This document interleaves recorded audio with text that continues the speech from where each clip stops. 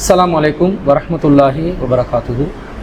இன்னல் ஹம்தலில்லாஹ் நஹ்மதுஹு வ நஸ்தஈனுஹு வ நஸ்தக்ஃபிருஹு வ நஊது பில்லாஹி மின் ஷுரூரி அன்ஃபுஸினா வ மின் ஸய்யிஆத்தி அஅமாலினா. மை யஹ்திஹில்லாஹு ஃபலா முலில்ல லஹு வ மை யுத்லில் ஃபலா ஹாதிய லஹு. வ அஷ்ஹது அன் லா இலாஹா இல்லல்லாஹ் வஹ்தஹு லா ஷரீக லஹு வ அஷ்ஹது அன்ன முஹம்மதன் அப்துஹு வ ரசூலுஹு அம்மா பஅத். அகிலத்தை படைத்து பரிபாலிக்கக்கூடிய எல்லாம் வல்ல அல்லாஹ்வுக்கே புகழனைத்தும். அல்லாஹுவின் சத்திய தூதர் எம்முயிரிலும் மேலான கண்மணி நாயகம் ஸல்லல்லாஹு அலைஹி வஸல்லம் அவர்கள் மீதும் அன்னவர்களை பின்பற்றி வாழக்கூடிய அனைத்து முஸ்லிம்கள் மீதும் எல்லாம் வல்ல அல்லாஹுவின் கருணையும் சாந்தியும் என்னென்னும் நிலவட்டுமாக.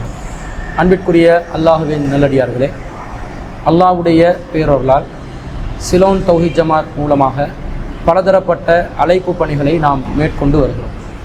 அதனுடைய ஒரு மிக முக்கியமான அழைப்பு பணியாக மக்களுக்கு அன்றாட வாழ்க்கையில் அவர்கள் முகம் கொடுக்கக்கூடிய கேள்விகளுக்கான பதில்களை வழங்கக்கூடிய விதத்திலே சிலோன் தௌஹீத் ஜமாத்தின் உங்கள் கேள்வி நேரம் என்ற இந்த கேள்வி பதில் நிகழ்ச்சியை நாம் அறிமுகப்படுத்துகிறோம். இந்த கேள்வி பதில் நிகழ்ச்சி ஒவ்வொரு வாரத்திலும் புதன்கிழமை இரவு 8 மணி முதல் நாம் ஒளிபரப்பு செய்யவிருக்கிறோம் இன்ஷா அல்லாஹ். இந்த கேள்வி பதில் நிகழ்ச்சியூடாக நாங்கள் என்ன எதிர்பார்க்கிறோம் என்று சொன்னால், மக்கள் அவர்களுடைய வாழ்க்கையில் சந்திக்கக்கூடிய அன்றாட வாழ்க்கையிலே சந்திக்கக்கூடிய பிரச்சனைகளுக்கு குர்ஆன் சுன்னா அடிப்படையிலே தீர்வுகளை வழங்க வேண்டும் என்பதைத்தான் நாம் எதிர்பார்க்கிறோம்.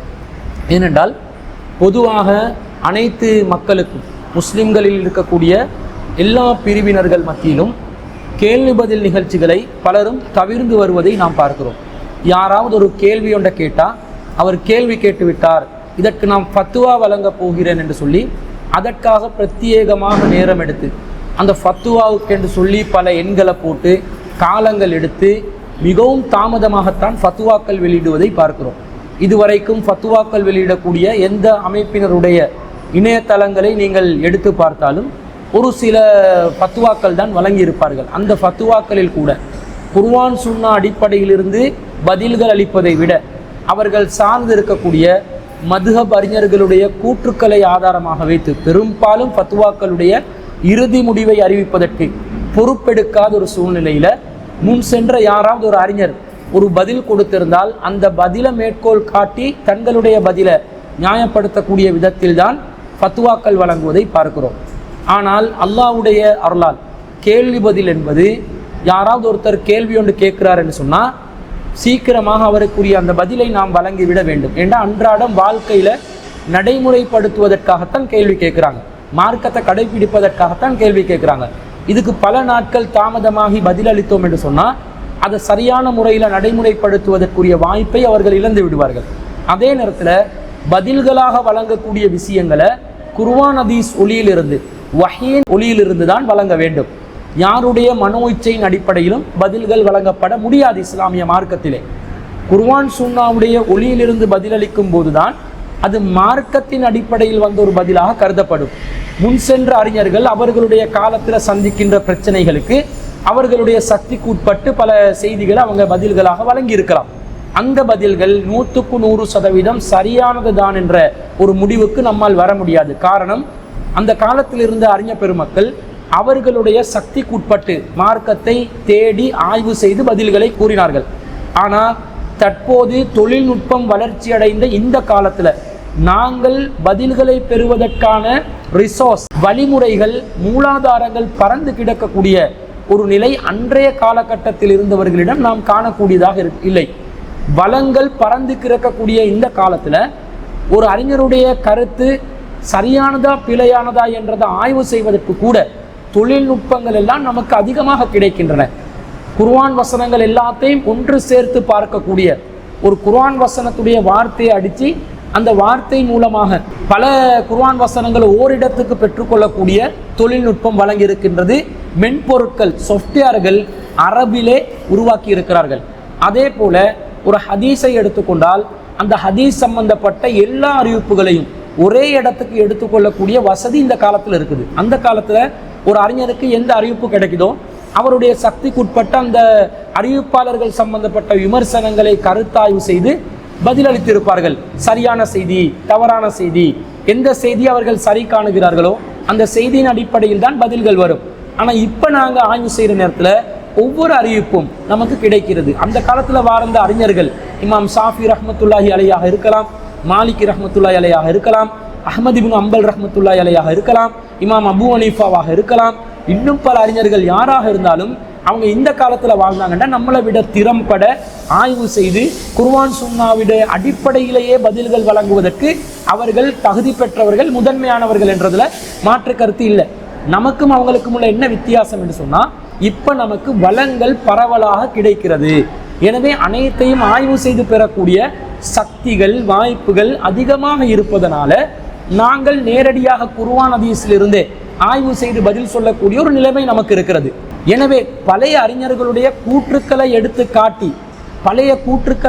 காட்டி அந்த கூற்றுக்களை வைத்துதான் பதிலளிக்க வேண்டிய ஒரு நிலையில் இல்லை. அப்படிப்பட்ட ஒரு நிலையில்தான் மார்க்கத்தில் நீங்கள் ஆய்வு செய்ய வேண்டும் என்று சொல்லி அந்த அறிஞர்கள் சொல்லவும் இல்லை. எனவே அன்பிற்குரியவர்களே, இந்த காலத்தில் குர்ஆன் சுன்னாவுடைய அடிப்படையில் பதிலளிப்பதற்கான வாய்ப்புகள் அதிகமாக நமக்கு இருப்பதனால ஒவ்வொரு இயக்கத்தவர்களும் தங்களுடைய மார்க்க கருத்துக்களை குர்ஆன் சுன்னாலிருந்து எடுத்து சொல்வதற்கு முன்வர வேண்டும். அதற்கான ஒரு வாசலை திறப்பதற்காகத்தான் தௌஹீத் ஜமாத் ஊடாக பல வருட காலங்களாக கேள்வி பதில் நிகழ்ச்சியை நாங்கள் மக்கள் மத்தியிலே நடத்தி வருகிறோம். இப்போது நாங்கள் ஏற்பாடு செய்யக்கூடிய இந்த தொழில்நுட்பம் வளர்ந்த இந்த காலத்தில் சமூக வலைத்தளங்கள் ஊடாக மார்க்கம் கொண்டு போய் சேர்ப்பதற்காக வேண்டி அன்றாட மக்கள் சந்திக்கக்கூடிய பிரச்சனைகளுக்கு தீர்வு வழங்கக்கூடியதாக இந்த நிகழ்ச்சியை நாம் அமைத்து வைத்திருக்கிறோம். இது இந்த நிகழ்ச்சிக்கான ஒரு அறிமுகம். ஒவ்வொரு புதன்கிழமையும் இரவு 8 மணி முதல் இந்த நிகழ்ச்சி ஒளிபரப்பாகும். சிடிஜேயின் உங்கள் கேள்வி நேரம் என்ற ஒரு தலைப்பில் தான் இந்த நிகழ்ச்சியை நாங்கள் நடத்த இருக்கிறோம். இன்ஷா அல்லாஹ். சந்தேகங்கள் உங்களுக்கு எழும் நேரத்தில் நாங்கள் ஒரு வாட்ஸ்அப் இலக்கத்தை தருவோம். அந்த வாட்ஸ்அப் இலக்கத்துக்கு உங்களுடைய சந்தேகங்களை தெளிவாக நீங்கள் குறிப்பிட வேண்டும். ஸ்க்ரீனில் கூட அந்த வாட்ஸ்அப் இலக்கம் உங்களுக்கு இப்போது தென்படும். நோட் 76415425 என்ற அந்த இலக்கத்துக்கு உங்களுடைய கேள்விகளை நீங்கள் அனுப்பி வைங்க. கேள்விகளை சுருக்கமாக விளங்கக்கூடிய விதத்தில் பயனுள்ள கேள்விகளாக நீங்கள் அனுப்பினீங்கன்னா அந்த கேள்விகளை நாங்கள் தெரிவு செய்து வரும் வரிசையிலோ அல்லது அந்த காலத்துக்கு முக்கியமானதை கருத்தில் கொண்டோ அந்த கேள்விகளுக்கான பதில்களை இன்ஷா அல்லாஹ் நாங்கள் வழங்குவோம் என்பதையும் தெரிவித்துக் கொள்கிறோம். அந்த அடிப்படையில் தற்போது வரைக்கும் நம்மிடம் கேட்கப்பட்டிருக்கக்கூடிய ஒரு சில கேள்விகளுக்கான பதில்களை உங்களுக்கு வழங்கலாம் என ஆசைப்படுகிறோம். முதலாவது கேள்வி என்னென்னு சொன்னால், நாங்கள் துல்ஹஜ் மாதத்தில் இருக்கிறோம். இந்த துல்ஹஜ் மாதத்தில் மிக முக்கியமான ஒரு கடமை தான் குர்பானியுடைய கடமை. இந்த குர்பானி விஷயத்தில் குர்பானி என்பது கட்டாய கடமையா அல்லது அது ஒரு சுன்னத்தா என்ற ஒரு கேள்வி எழுந்திருக்கிறது. பலரும் என்ன நினைக்கிறாங்கன்னு சொன்னால், இந்த குர்பானி என்பது ஒரு சுன்னத்தில் இருக்கக்கூடிய ஒரு விஷயம், கட்டாயமாக நாங்கள் செய்யக்கூடிய ஒரு விஷயம் இல்லை. அல்லது ஒரு சிலர் என்ன நினைச்சிருக்கிறாங்கன்னு சொன்னால், குர்பான் என்பது கட்டாயமாக நாங்கள் நிறைவேற்ற வேண்டிய ஒரு விஷயம், இது சுன்னத்தான ஒரு நிலையில் இல்லை, கடமையாக்கப்பட்ட நிலையில் இருக்குது என்று இரண்டு விதமான கருத்து வேறுபாடுகள் நிலவுவதை நாங்கள் பார்க்கிறோம். குர்பானி என்பது கட்டாயம் நிறைவேற்ற வேண்டும் என்ற கருத்திலும் ஒரு சிலர் இருக்கிறார்கள். இல்லை அது சுன்னத்தான உண்டு, ஆனால் வலியுறுத்தப்பட்ட சுன்னத் முஅக்கதா என்று சொல்லக்கூடிய கருத்திலும் ஒரு சிலர் இருக்கிறார்கள். அப்போ இந்த ரெண்டில் எது சரி? குர்பானி என்பது கட்டாய கடமையா அல்லது சுன்னத்தான முஅக்கதாவான நிலையில் உள்ள ஒரு விஷயமா என்றதை நாங்கள் தெரிஞ்சு கொள்ளணும். சில அறிஞர்கள் இந்த குர்பானியை கட்டாய கடமை என்று கூறியிருக்கிறார்கள். அப்படி கட்டாய கடமை என்று சொன்ன அறிஞர்களில் இமாம் அபு ஹனீஃபா ரஹ்மத்துல்லாஹி அலைஹி அவர்கள், அதே போன்று ஷேகுல் இஸ்லாம் இப்னு தைமியா ரஹ்மத்துல்லாஹி அலைஹி அவர்கள் போன்றவர்கள் இந்த கருத்தில் இருக்கிறாங்க.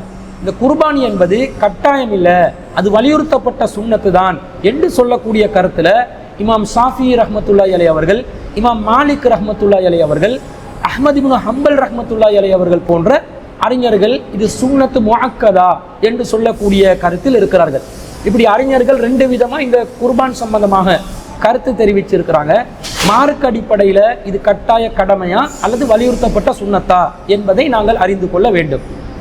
இதை நவீன கால அறிஞர்கள் கூட ஒரு சிலர் இந்த குர்பானி என்பது சுன்னத் முஅக்கதா என்ற கருத்தில் தான் சொல்லியிருக்கிறாங்க. முஹம்மது இப்னு உத்தைமீன் போன்ற அறிஞர்கள் ஃபத்தாவா இப்னு உத்தைமீனில் இது முஅக்கதாவான வலியுறுத்தப்பட்ட சுன்னத்து தான் என்ற கருத்தில் சொல்லியிருக்கிறாங்க.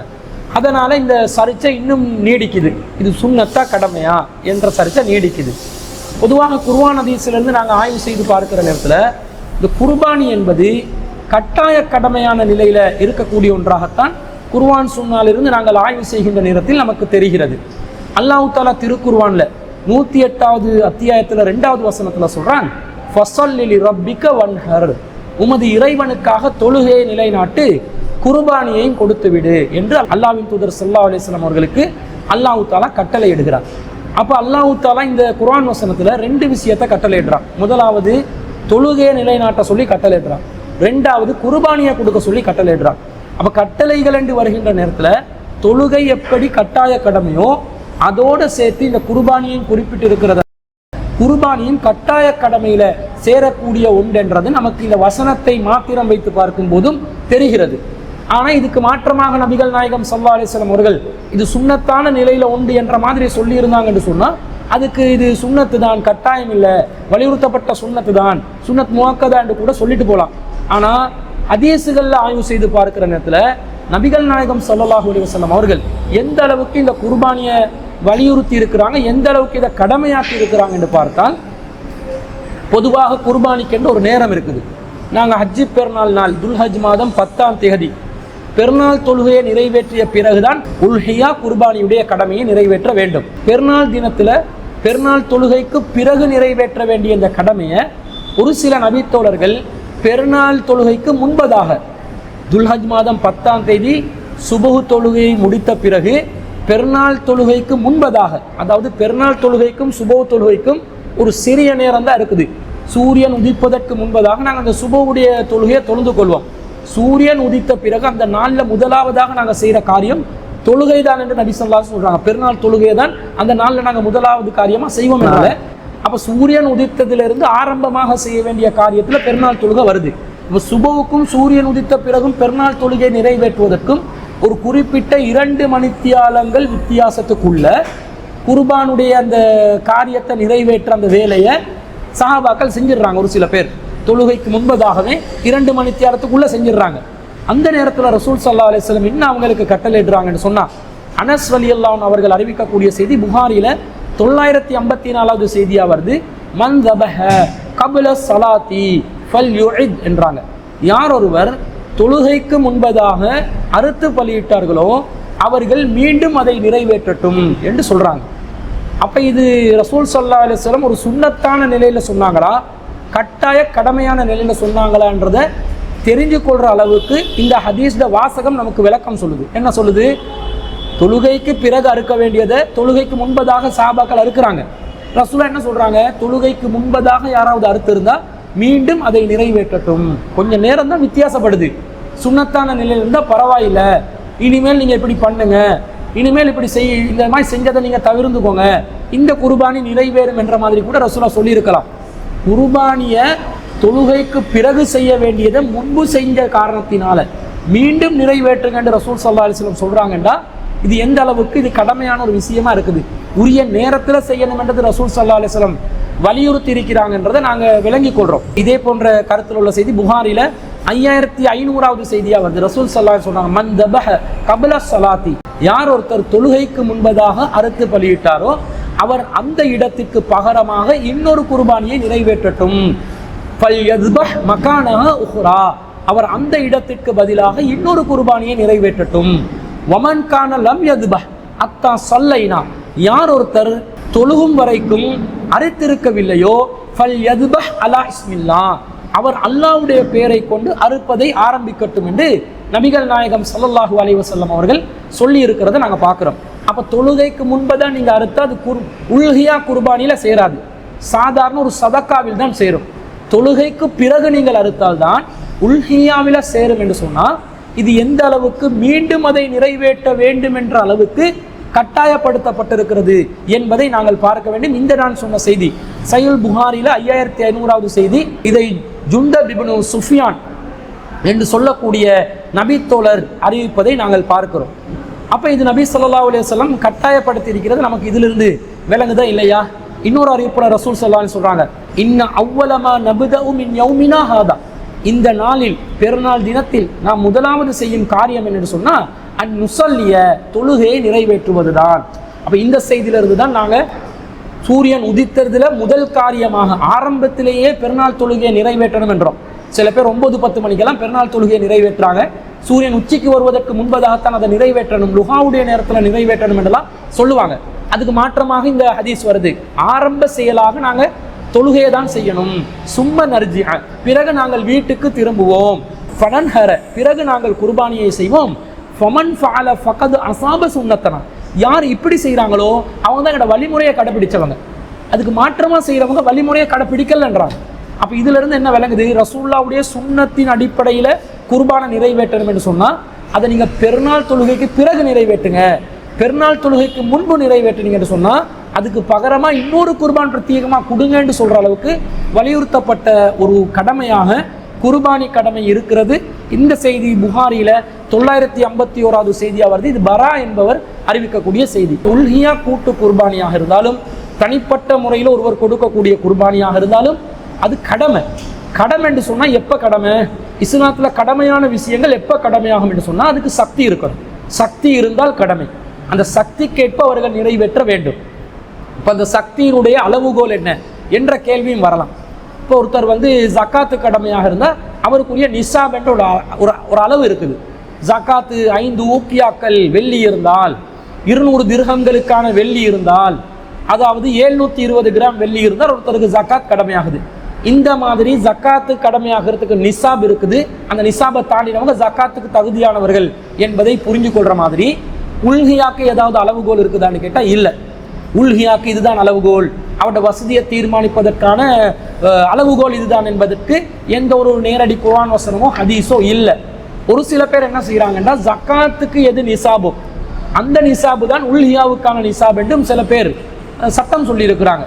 அது ஏற்புடையதாக இல்லை. ஏன்னா ரசூல் ஸல்லல்லாஹு ஜக்காத் என்பதை பிரத்யேகமாக குறிப்பிட்டு சொன்னதுனால அதை இன்னொரு அமலுக்கு கியாஸ் பண்ணி ஒப்பிட்டு ஒரு அமலை தீர்மானிக்க முடியாது. ஒரு அமலுக்கு என்று பிரத்யேகமாக வந்தோன்னு அந்த அமலை தான் குறிக்கும். அப்போ உல்ஹியாவுக்கு வசதி சொல்லப்பட இல்லைன்றதுனால இந்த வசதியை எப்படி தீர்மானிக்கிறது கடமையாகுது. கடமைன்னா யார் மீது கடமைன்றதை புரியணும். எப்படி ஒப்பீடளவில் அதை நாங்கள் தீர்மானிக்கணும் என்று சொன்னால், ஒருத்தருக்கு பெருநாள் தினத்தில் அவருடைய அந்த பெருநாளுக்கான செலவினங்கள் செய்வதற்கு போதுமான அளவு, அவருடைய அன்றாட வாழ்க்கைக்கான உணவு வசதி ஏற்பாடு செய்வதற்குரிய அந்த அளவு, அதே போன்று அவருடைய ஆடைகள் ஏற்பாடு செய்கிற அளவுக்கு வசதி, உணவு ஏற்பாடு செய்கிற அளவுக்கு வசதி இருந்தால், அது போக மிச்சம் மீதி அவருடைய கையில் குர்பானி கொடுக்குற அளவுக்கு எனக்கு காசு இருக்குது என்று இருந்தால் அவர் குர்பானியை நிறைவேற்றலாம். அப்படி எதுவுமே வரலை. அப்போ ஒருத்தருக்கு அந்த நாளில் குர்பானிக்கான வசதி கிடைக்குது. காலையில் தான் ஒரு ஆட்டை அறுக்கிறதுக்கு, ஒரு குடும்பம் சார்பாக ஒரு ஆட்டை அறுக்கிறதுக்கு வசதி கிடைக்குதுன்னு அவர் அறுத்து போடலாம். அதே போல் அவர் ஒரு மாட்டில் பங்கு சேர்வதற்கு பெருநாள் தினத்தில் காலையில் தான் வசதி வருதுன்னு சொன்னாலும் அவருக்கு அந்த குர்பானியில் பங்கு பெறலாம். அதுக்கு முன்கூட்டியே யாராவது ஏற்பாடு செய்யக்கூடியவர்கள் நேர காலத்தோடு அறிவிப்பாங்க, கூட்டு குர்பானில் சேர்ந்துக்கோங்கண்டு. அப்போ இவர் என்ன பண்ணிக்கொள்ளணும் என்றால், அந்த குர்பான் நிறைவேற்றுவதற்கான வசதி பெருநாள் தினத்தில் கிடைத்தாலும் அதுக்கு மிச்சம் மீதி இருக்கக்கூடிய அந்த காசை வச்சு குர்பானியை நிறைவேற்றலாம் என்ற ஒரு நிலை இருந்தாலே ஒருத்தருக்கு குர்பானி கடமையாகுமே தவிர ஜக்காத்துடைய நிசாப் எல்லாம் பார்க்கணும் என்பதற்கு எந்த ஒரு ஆதாரமும் இல்லை. அப்போ அவங்க தீர்மானிச்சு கொள்ளணும், நாங்கள் இந்த வருஷம் குர்பானி கடமையான நிலையில் இருக்கிறோமா இல்லையா என்றதை அவங்க தீர்மானிச்சு கொள்ளணும் என்றது இதன் மூலமாக நாங்கள் அறிந்து கொள்கிறோம். எனவே இந்த குர்பானி கட்டாய கடமை, அது யாருக்கு வசதி இருக்குதோ அந்த பெருநாள் தினத்தில் அதை நிறைவேற்றுவதற்கான வசதி யாருக்கு இருக்குதோ அவர்கள் முன்கூட்டியே அந்த வசதி இருப்பதை தீர்மானித்து கொண்டால் முன்கூட்டியே அவங்க அந்த குர்பானிக்கு பங்கு பெற்று குர்பானியை நிறைவேற்றலாம். அல்லது அந்த பெருநாள் தினத்தில் தான் குர்பானிக்கான வசதி கிடைத்தாலும் அந்த நாள்லையும் குர்பானியை நிறைவேற்றலாம். அதுதான் குர்பானிக்கான தகுதியை பெறுவதற்கான அளவுகோலை தவிர ஜக்காத்து நிசாப் அளவுகோலாக வராது என்பதையும் நாங்கள் புரிந்து கொள்ள வேண்டும். அடுத்து என்ன கேள்வி கேட்குறாங்கன்னு சொன்னால், இந்த குர்பானிக்குரிய நாட்கள் என்பது எத்தனை நாட்கள்? குர்பானி அந்த பெருநாள் தினத்தில் மட்டும்தான் குர்பானி கொடுக்க வேண்டும் என்ற கருத்து தௌஹீத் ஜமாத் புதுசாக எடுத்து சொல்கிறாங்க. இதற்கு முன்பதாக நாங்கள் தஷ்ரீக்குடைய நாட்களிலும் துல்ஹஜ் மாதம் 11, 12, 13 ஆகிய நாட்களிலும் குர்பானியை நிறைவேற்றினோம். ஆனால் இப்போது அந்த குர்பானியை துல்ஹஜ் மாதம் 10ஆம் திகதி பெருநாள் தினத்தில் மட்டும்தான் நிறைவேற்ற வேண்டும் என்று சொல்கிறீர்கள். இதற்கான அடிப்படை என்ன என்று கேட்குறாங்க. பொதுவாக நாங்கள் ஒரு விஷயத்தை விளங்கி கொள்ளணும். நாங்கள் எந்த காலத்திலிருந்து ஒரு வேலையை செஞ்சு வந்தாலும் அந்த பல ஆண்டு காலமாக நாங்கள் ஒரு காரியத்தில் ஈடுபட்டோம் என்பதை ஆதாரமாக வைத்து அந்த காரியத்தை நியாயப்படுத்த முடியாது. எப்போ ஒரு காரியம் இஸ்லாத்தின் காரியமாக அமலாக அமையும் என்று சொன்னால் அந்த காரியத்திற்கு, அந்த அமலுக்கான ஆதாரங்கள் குர்ஆன் ஹதீஸிலிருந்து நாங்கள் பெறக்கூடியதாக இருக்க வேண்டும். இப்போ நாங்கள் ஆரம்பத்தில் குர்பானி என்பது பெருநாள் தினத்திலும் அதற்கு அடுத்து வரக்கூடிய தஷ்ரீக்குடைய நாட்கள் பிறை 10 பெருநாளுடைய தினம், தஷ்ரீக்குடைய நாட்கள் பிறை 11, 12, 13 இந்த 4 நாட்களிலும் குர்பானியை நிறைவேற்றலாம் என்று தான் சொல்லி வந்தோம். அதைத்தான் நடைமுறைப்படுத்தி வந்தோம். ஆனால் இந்த நடைமுறைப்படுத்துவதற்கு எது ஆதாரமாக அமைந்திருந்ததுன்னு சொன்னால் ஒரு செய்தி வருது. இந்த செய்தி பைஹக்கியில், திருமிதியில், இன்னும் பல ஹதீஸ் கிரந்தங்களில் வரக்கூடிய ஒரு செய்தி தான். எப்படி வருது? வக்குல்லு ஐயாமி தஷ்ரீக்கி தபுஹுன், ஒவ்வொரு தஷ்ரீக்குடைய நாட்களிலும் அறுத்து பலியிடுதல் உண்டு என்று நபி ஸல்லல்லாஹு அலைஹி வஸல்லம் அவங்க சொல்லக்கூடிய செய்தியை நாங்கள் இந்த ஹதீஸ் கிரந்தங்களில் பார்க்குறோம். பைஹக்கி, திருமிதி போன்ற ஹதீஸ் கிரந்தங்களில் பார்க்குறோம்.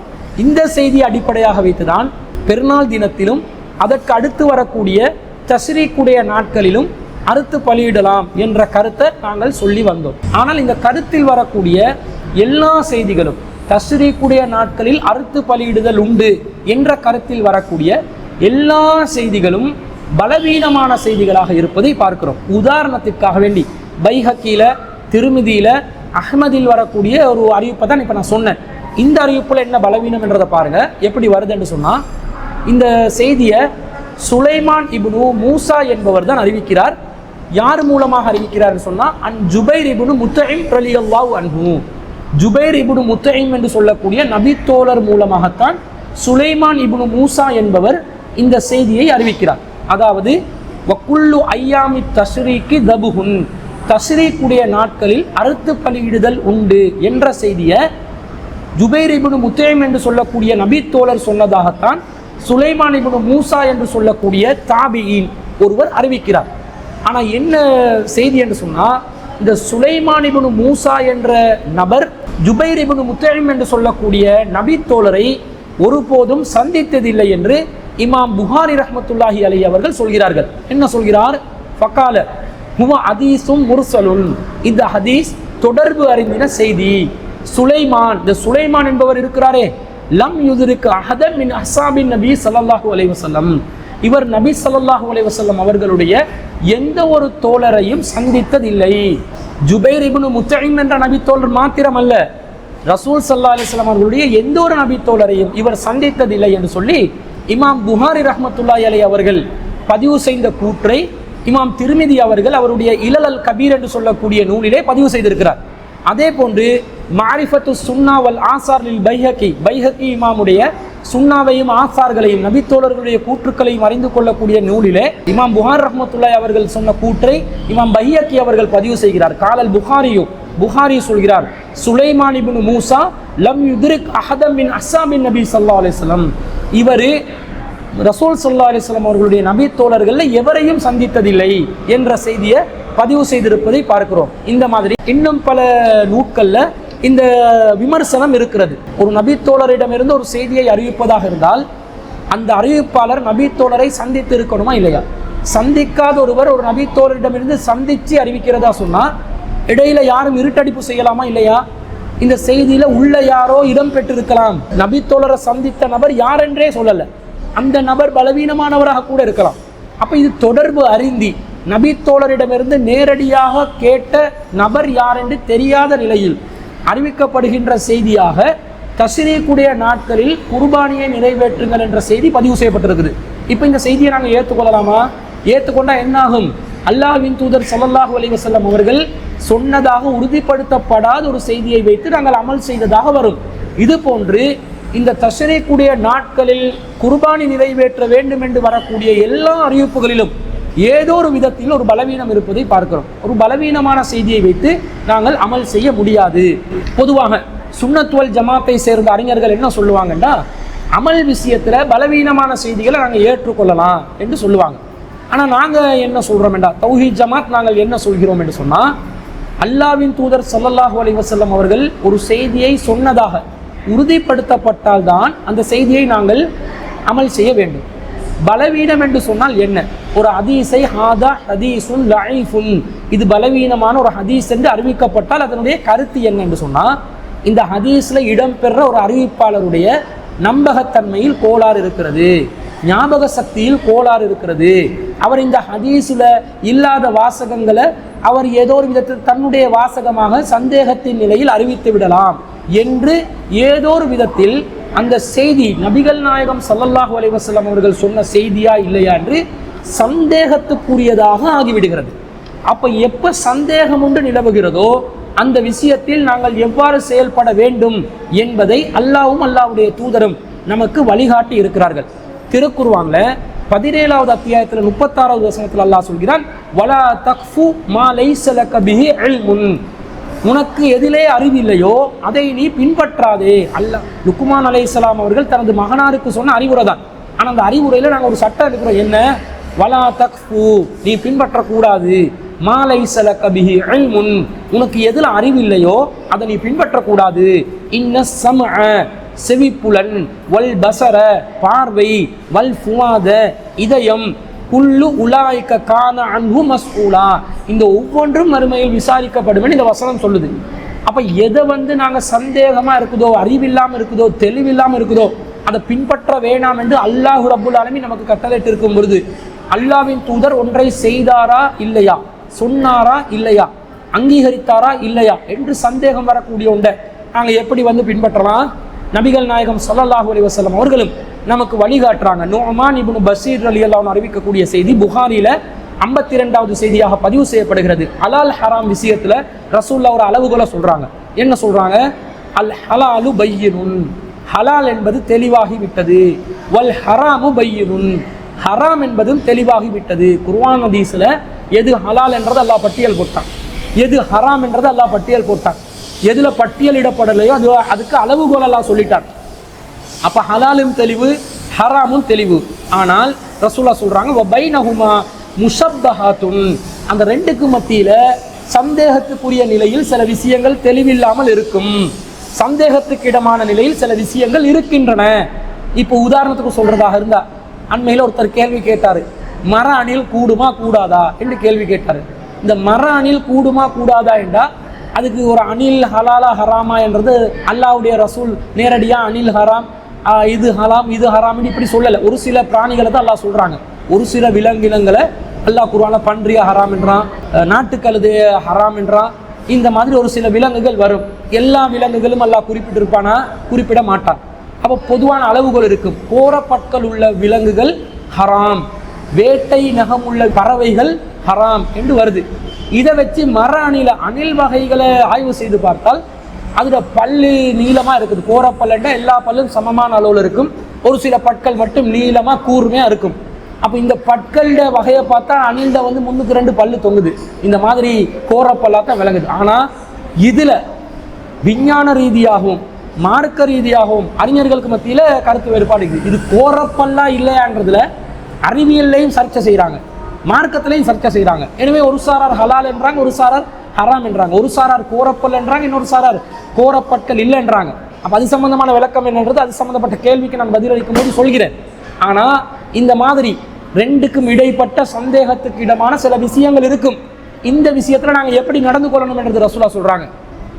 லா யஅலமுஹா கஸீரும் மினன் நாஸ், மனிதர்களில் அதிகமானவர்கள் இதை அறிய மாட்டார்கள்.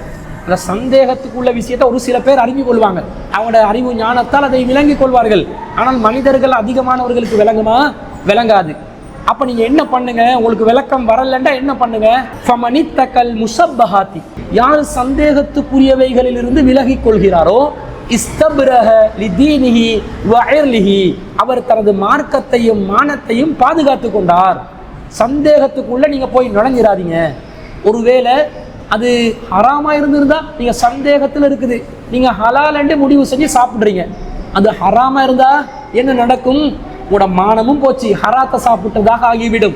உங்களோட மார்க்கமும் போச்சு, ஹராம் உங்களோட உடம்புக்குள்ள சேர்ந்துருச்சு.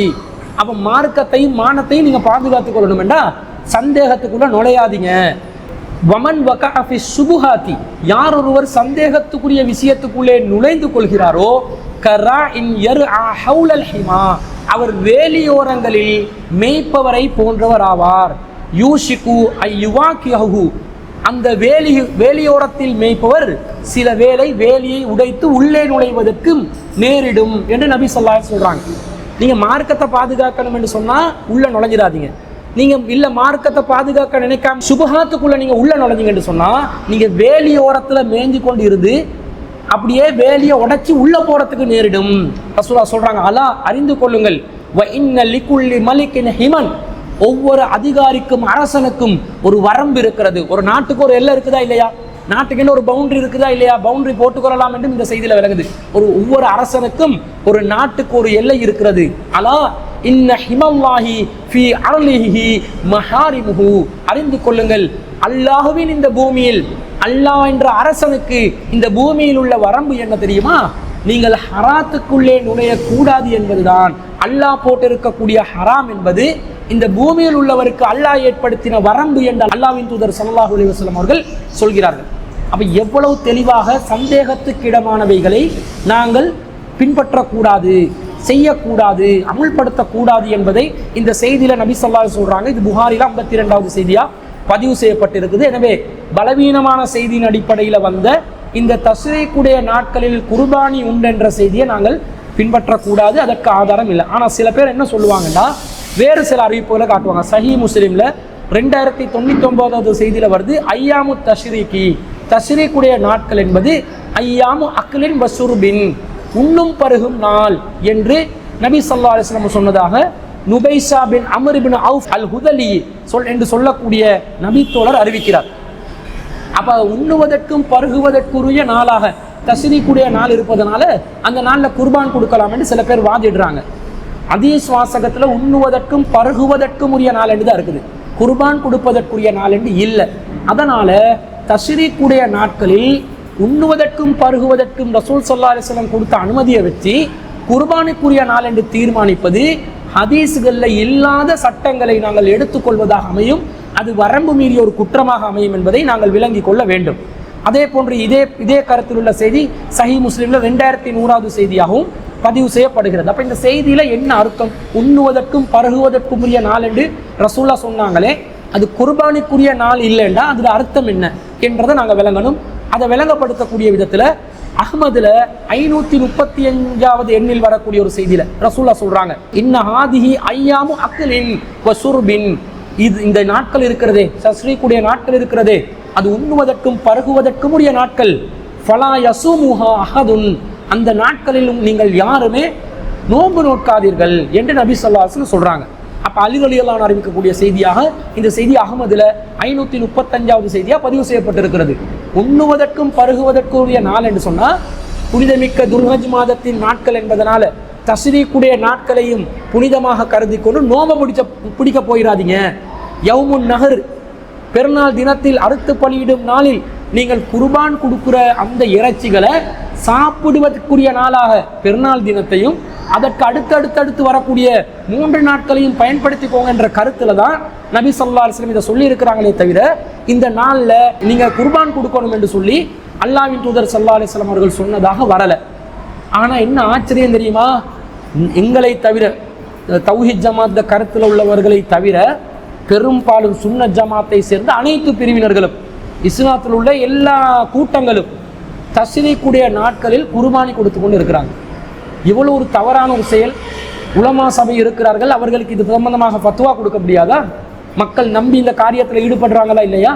குர்பானிக்குரிய நாள் என்றே அடுத்தடுத்த நாட்கள்ல, துல்ஹஜ் பெருநாளைக்கு அடுத்த நாட்கள்ல குர்பான் கொடுப்பதற்காக வேண்டி ஒதுக்குறாங்க. பெரும்பாலும் பெருநாள் நாள்ல பெருநாளை கொண்டாடிட்டு அதுக்கு அடுத்து வரக்கூடிய நாட்கள்ல தான் குர்பானியை நிறைவேற்றாங்க. குர்பானிக்குரிய நாட்களாக அந்த நாட்கள் இல்லை.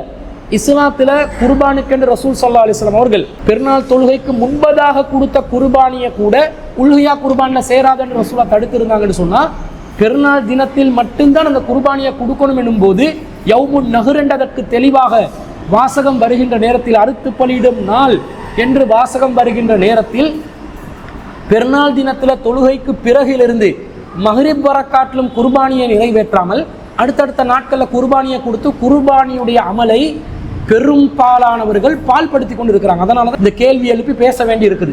அப்ப அன்பிற்குரியவர்களே இதை நீங்க சிந்தியுங்க.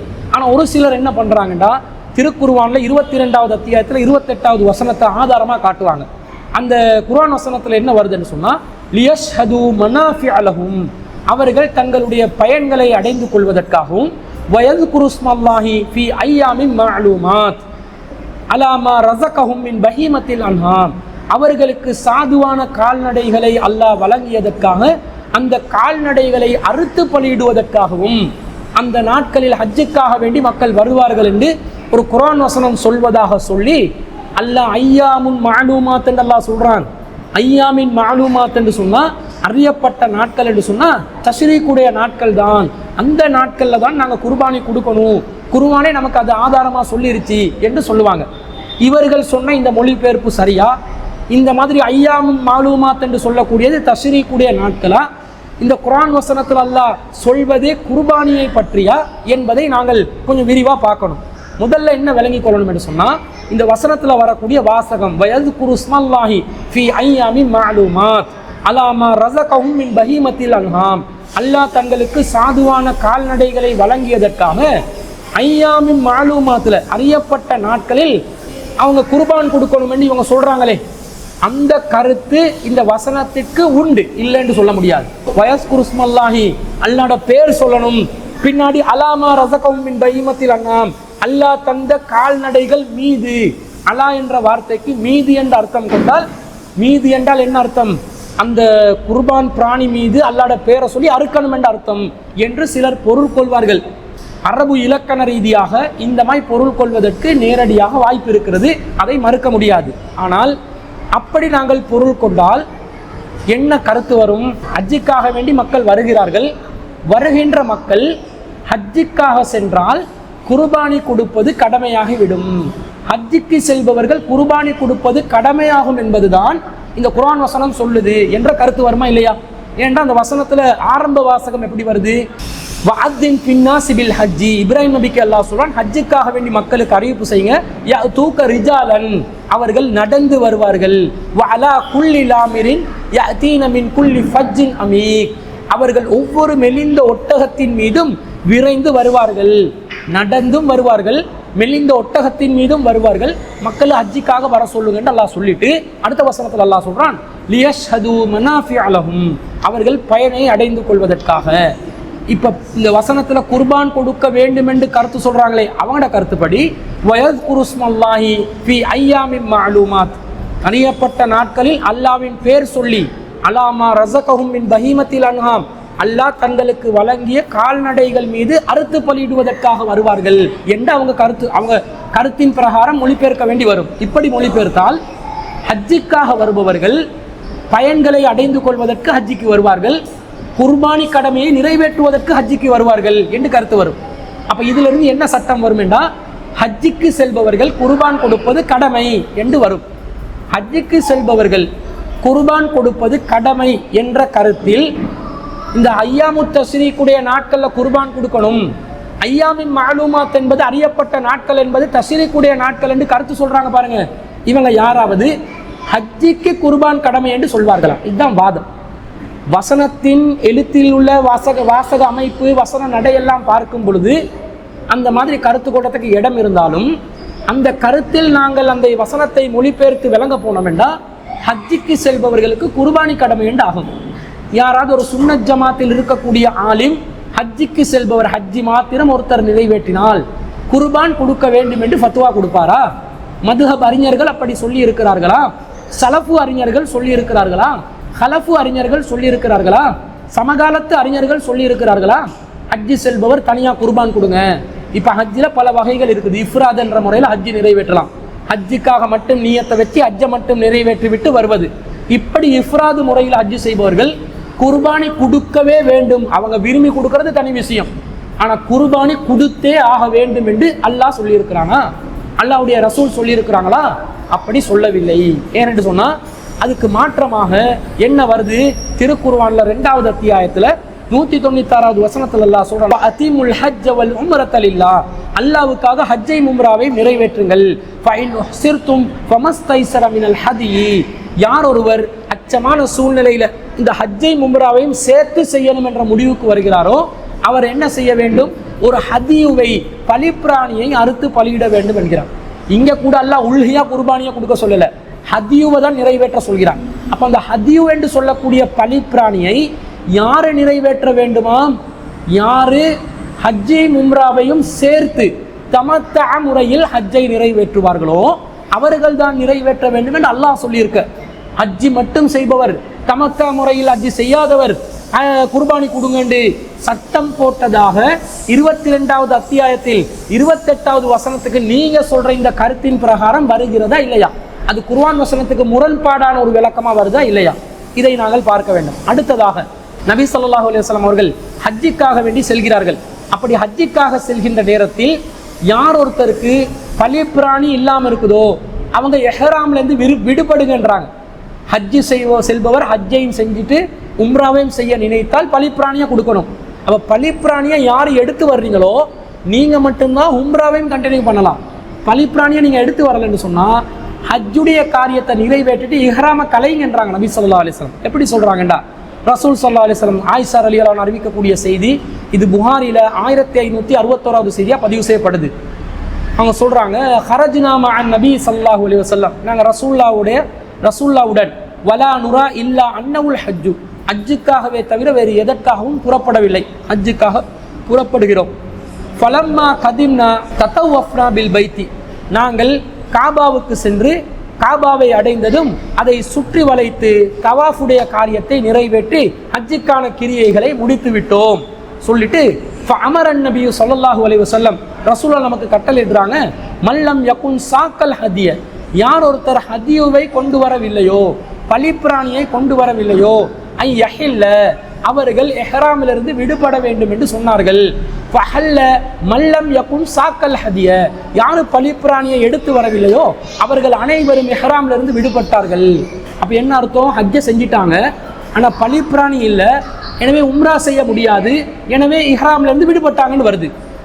ஆயிஷா என்ன சொல்றாங்க, வ நிசாஉஹு, அல்லாஹ்வின் தூதருடைய மனைவிமார்களான நாங்களும் லம் யசுக்ன ஃபஅஹ்லல்ன, நாங்களும் பலிப்பிராணியை கொண்டு போயிட்டு இருக்கல, அதனால நாங்களும் உம்ரா செய்யாமல் ஹஜ்ஜை மட்டும் செஞ்சுட்டு இஹ்ராம்ல இருந்து விடுபட்டோம் என்று சொல்றாங்க.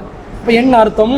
ஹஜ்ஜுக்கு செல்பவர் ஹஜ்ஜை மட்டும் நிறைவேற்றினால் ஹஜ்ஜுக்காக வேண்டி குர்பானி கொடுக்க வேண்டியது இல்லை, ஹஜ்ஜுவை நிறைவேற்ற வேண்டியது இல்லை என்றது இந்த செய்தியும் சொல்லும் போது 22வது அத்தியாயத்தில் 28வது வசனம் ஹஜ்ஜுக்கு குர்பான் கொடுக்கறது தான் ஐயாமின் மாலூமாத்தில் கொடுக்க சொல்லி வந்துச்சென்று கருத்து சொன்னா அது பிழையாகுமா இல்லையா? அப்போ அந்த வசனத்தை எப்படி நாங்கள் மொழிபெயர்க்கிறோம்டா, அவங்க வஅத்தின் ஃபின்னாசி பில் ஹஜ்ஜி, ஹஜ்ஜுக்காக மக்களுக்கு அறிவிப்பு செய்யுங்கன்னு இப்ராஹிம் நபிக்கு அல்லாஹ் சொல்ல அவர் அறிவிப்பு செய்கிறார். யஅதூக ரிஜாலன், அவர்கள் நடந்து வருவார்கள், வஅலா குல்லி லாமிரின், அவங்க ஒவ்வொரு மெலிந்த ஒட்டகத்தின் மீது வருவார்கள், யஅதீன மின் குல்லி ஃபஜ்ஜின் அமீக், தொலைவான தூரத்திலிருந்து அவர்கள் வருவார்கள், லியஷ்ஹது மனாஃபிஅ லஹும், அவர்கள் பயன்களை அடைந்து கொள்வதற்காக, வயஸ்குரு ஸ்மல்லாஹி ஃபீ ஐயாமின் மஅலூமாத், அவர்கள் குறிப்பிட்ட சில நாட்களில் அல்லாஹ்வை போற்றி புகழுவதற்காக, அல்லாஹ்வை திக்ர் செய்வதற்காக, அல்லாஹ்வின் பெயரை திக்ர் செய்வதற்காக வருவார்கள். அலாமா ரஸகஹும் மின் பஹீமத்தில் அன்ஆம், அவர்களுக்கு சாதுவான கால்நடைகளை வழங்கியதற்காக வேண்டி அல்லாஹ்வை அவர்கள் போற்றி புகழுவார்கள். வழங்கியதற்காக போற்றி புகழுவார் என்ற கருத்து தான் இந்த வசனம் சொல்கிறது. காரணம், ஹஜ்ஜுக்காக வேண்டி குர்பானி என்ற கடமை நிறைவேற்ற வேண்டும் என்று அல்லாஹ்வும் ரசூலும் சொல்லவில்லை. அதற்கு மாற்றமாக ஹஜ்ஜு செய்பவர் குர்பானி கொடுக்க வேண்டியதில்லை என்பதை நபிகளாருடைய வழிமுறையிலும் அல்லாஹ் தஆலா தமத்தோல தவிர மற்றவைகளுக்கு குர்பானியை கடமையாக்கவில்லை என்பதிலிருந்தும் நமக்கு விளங்குதா இல்லையா? அப்படிங்கிற அலா என்ற வார்த்தை வந்துச்சு, அலா என்று வந்தாலே மீது என்று தான் அர்த்தம் என்ற மாதிரி சொல்லுவாங்க. அது அரபு இலக்கணத்தில் அலா என்பது மீது என்ற கருத்தில் மட்டும் வராது. இப்போ உதாரணமாக சொல்றதாக இருந்தால் அல்லாஹ் தஆலா 2வது அத்தியாயத்தில் 185வது வசனத்தில் சொல்லும் போது என்ன சொல்கிறான்? வலி துக்கப்பிருல்லாஹ அலாமா ஹதாக்கும், அவர்களுக்கு அல்லாஹ் நேர்வழி காட்டியதன் மீது அல்லாஹ்வை பெருமைப்படுத்த வேண்டும் என்று தான் இவங்களோட மீது என்ற கருத்துப்படி நாங்கள் மொழிபெயர்க்கிறோம். ஆனால் அல்லாஹ் எப்படி சொல்றான்?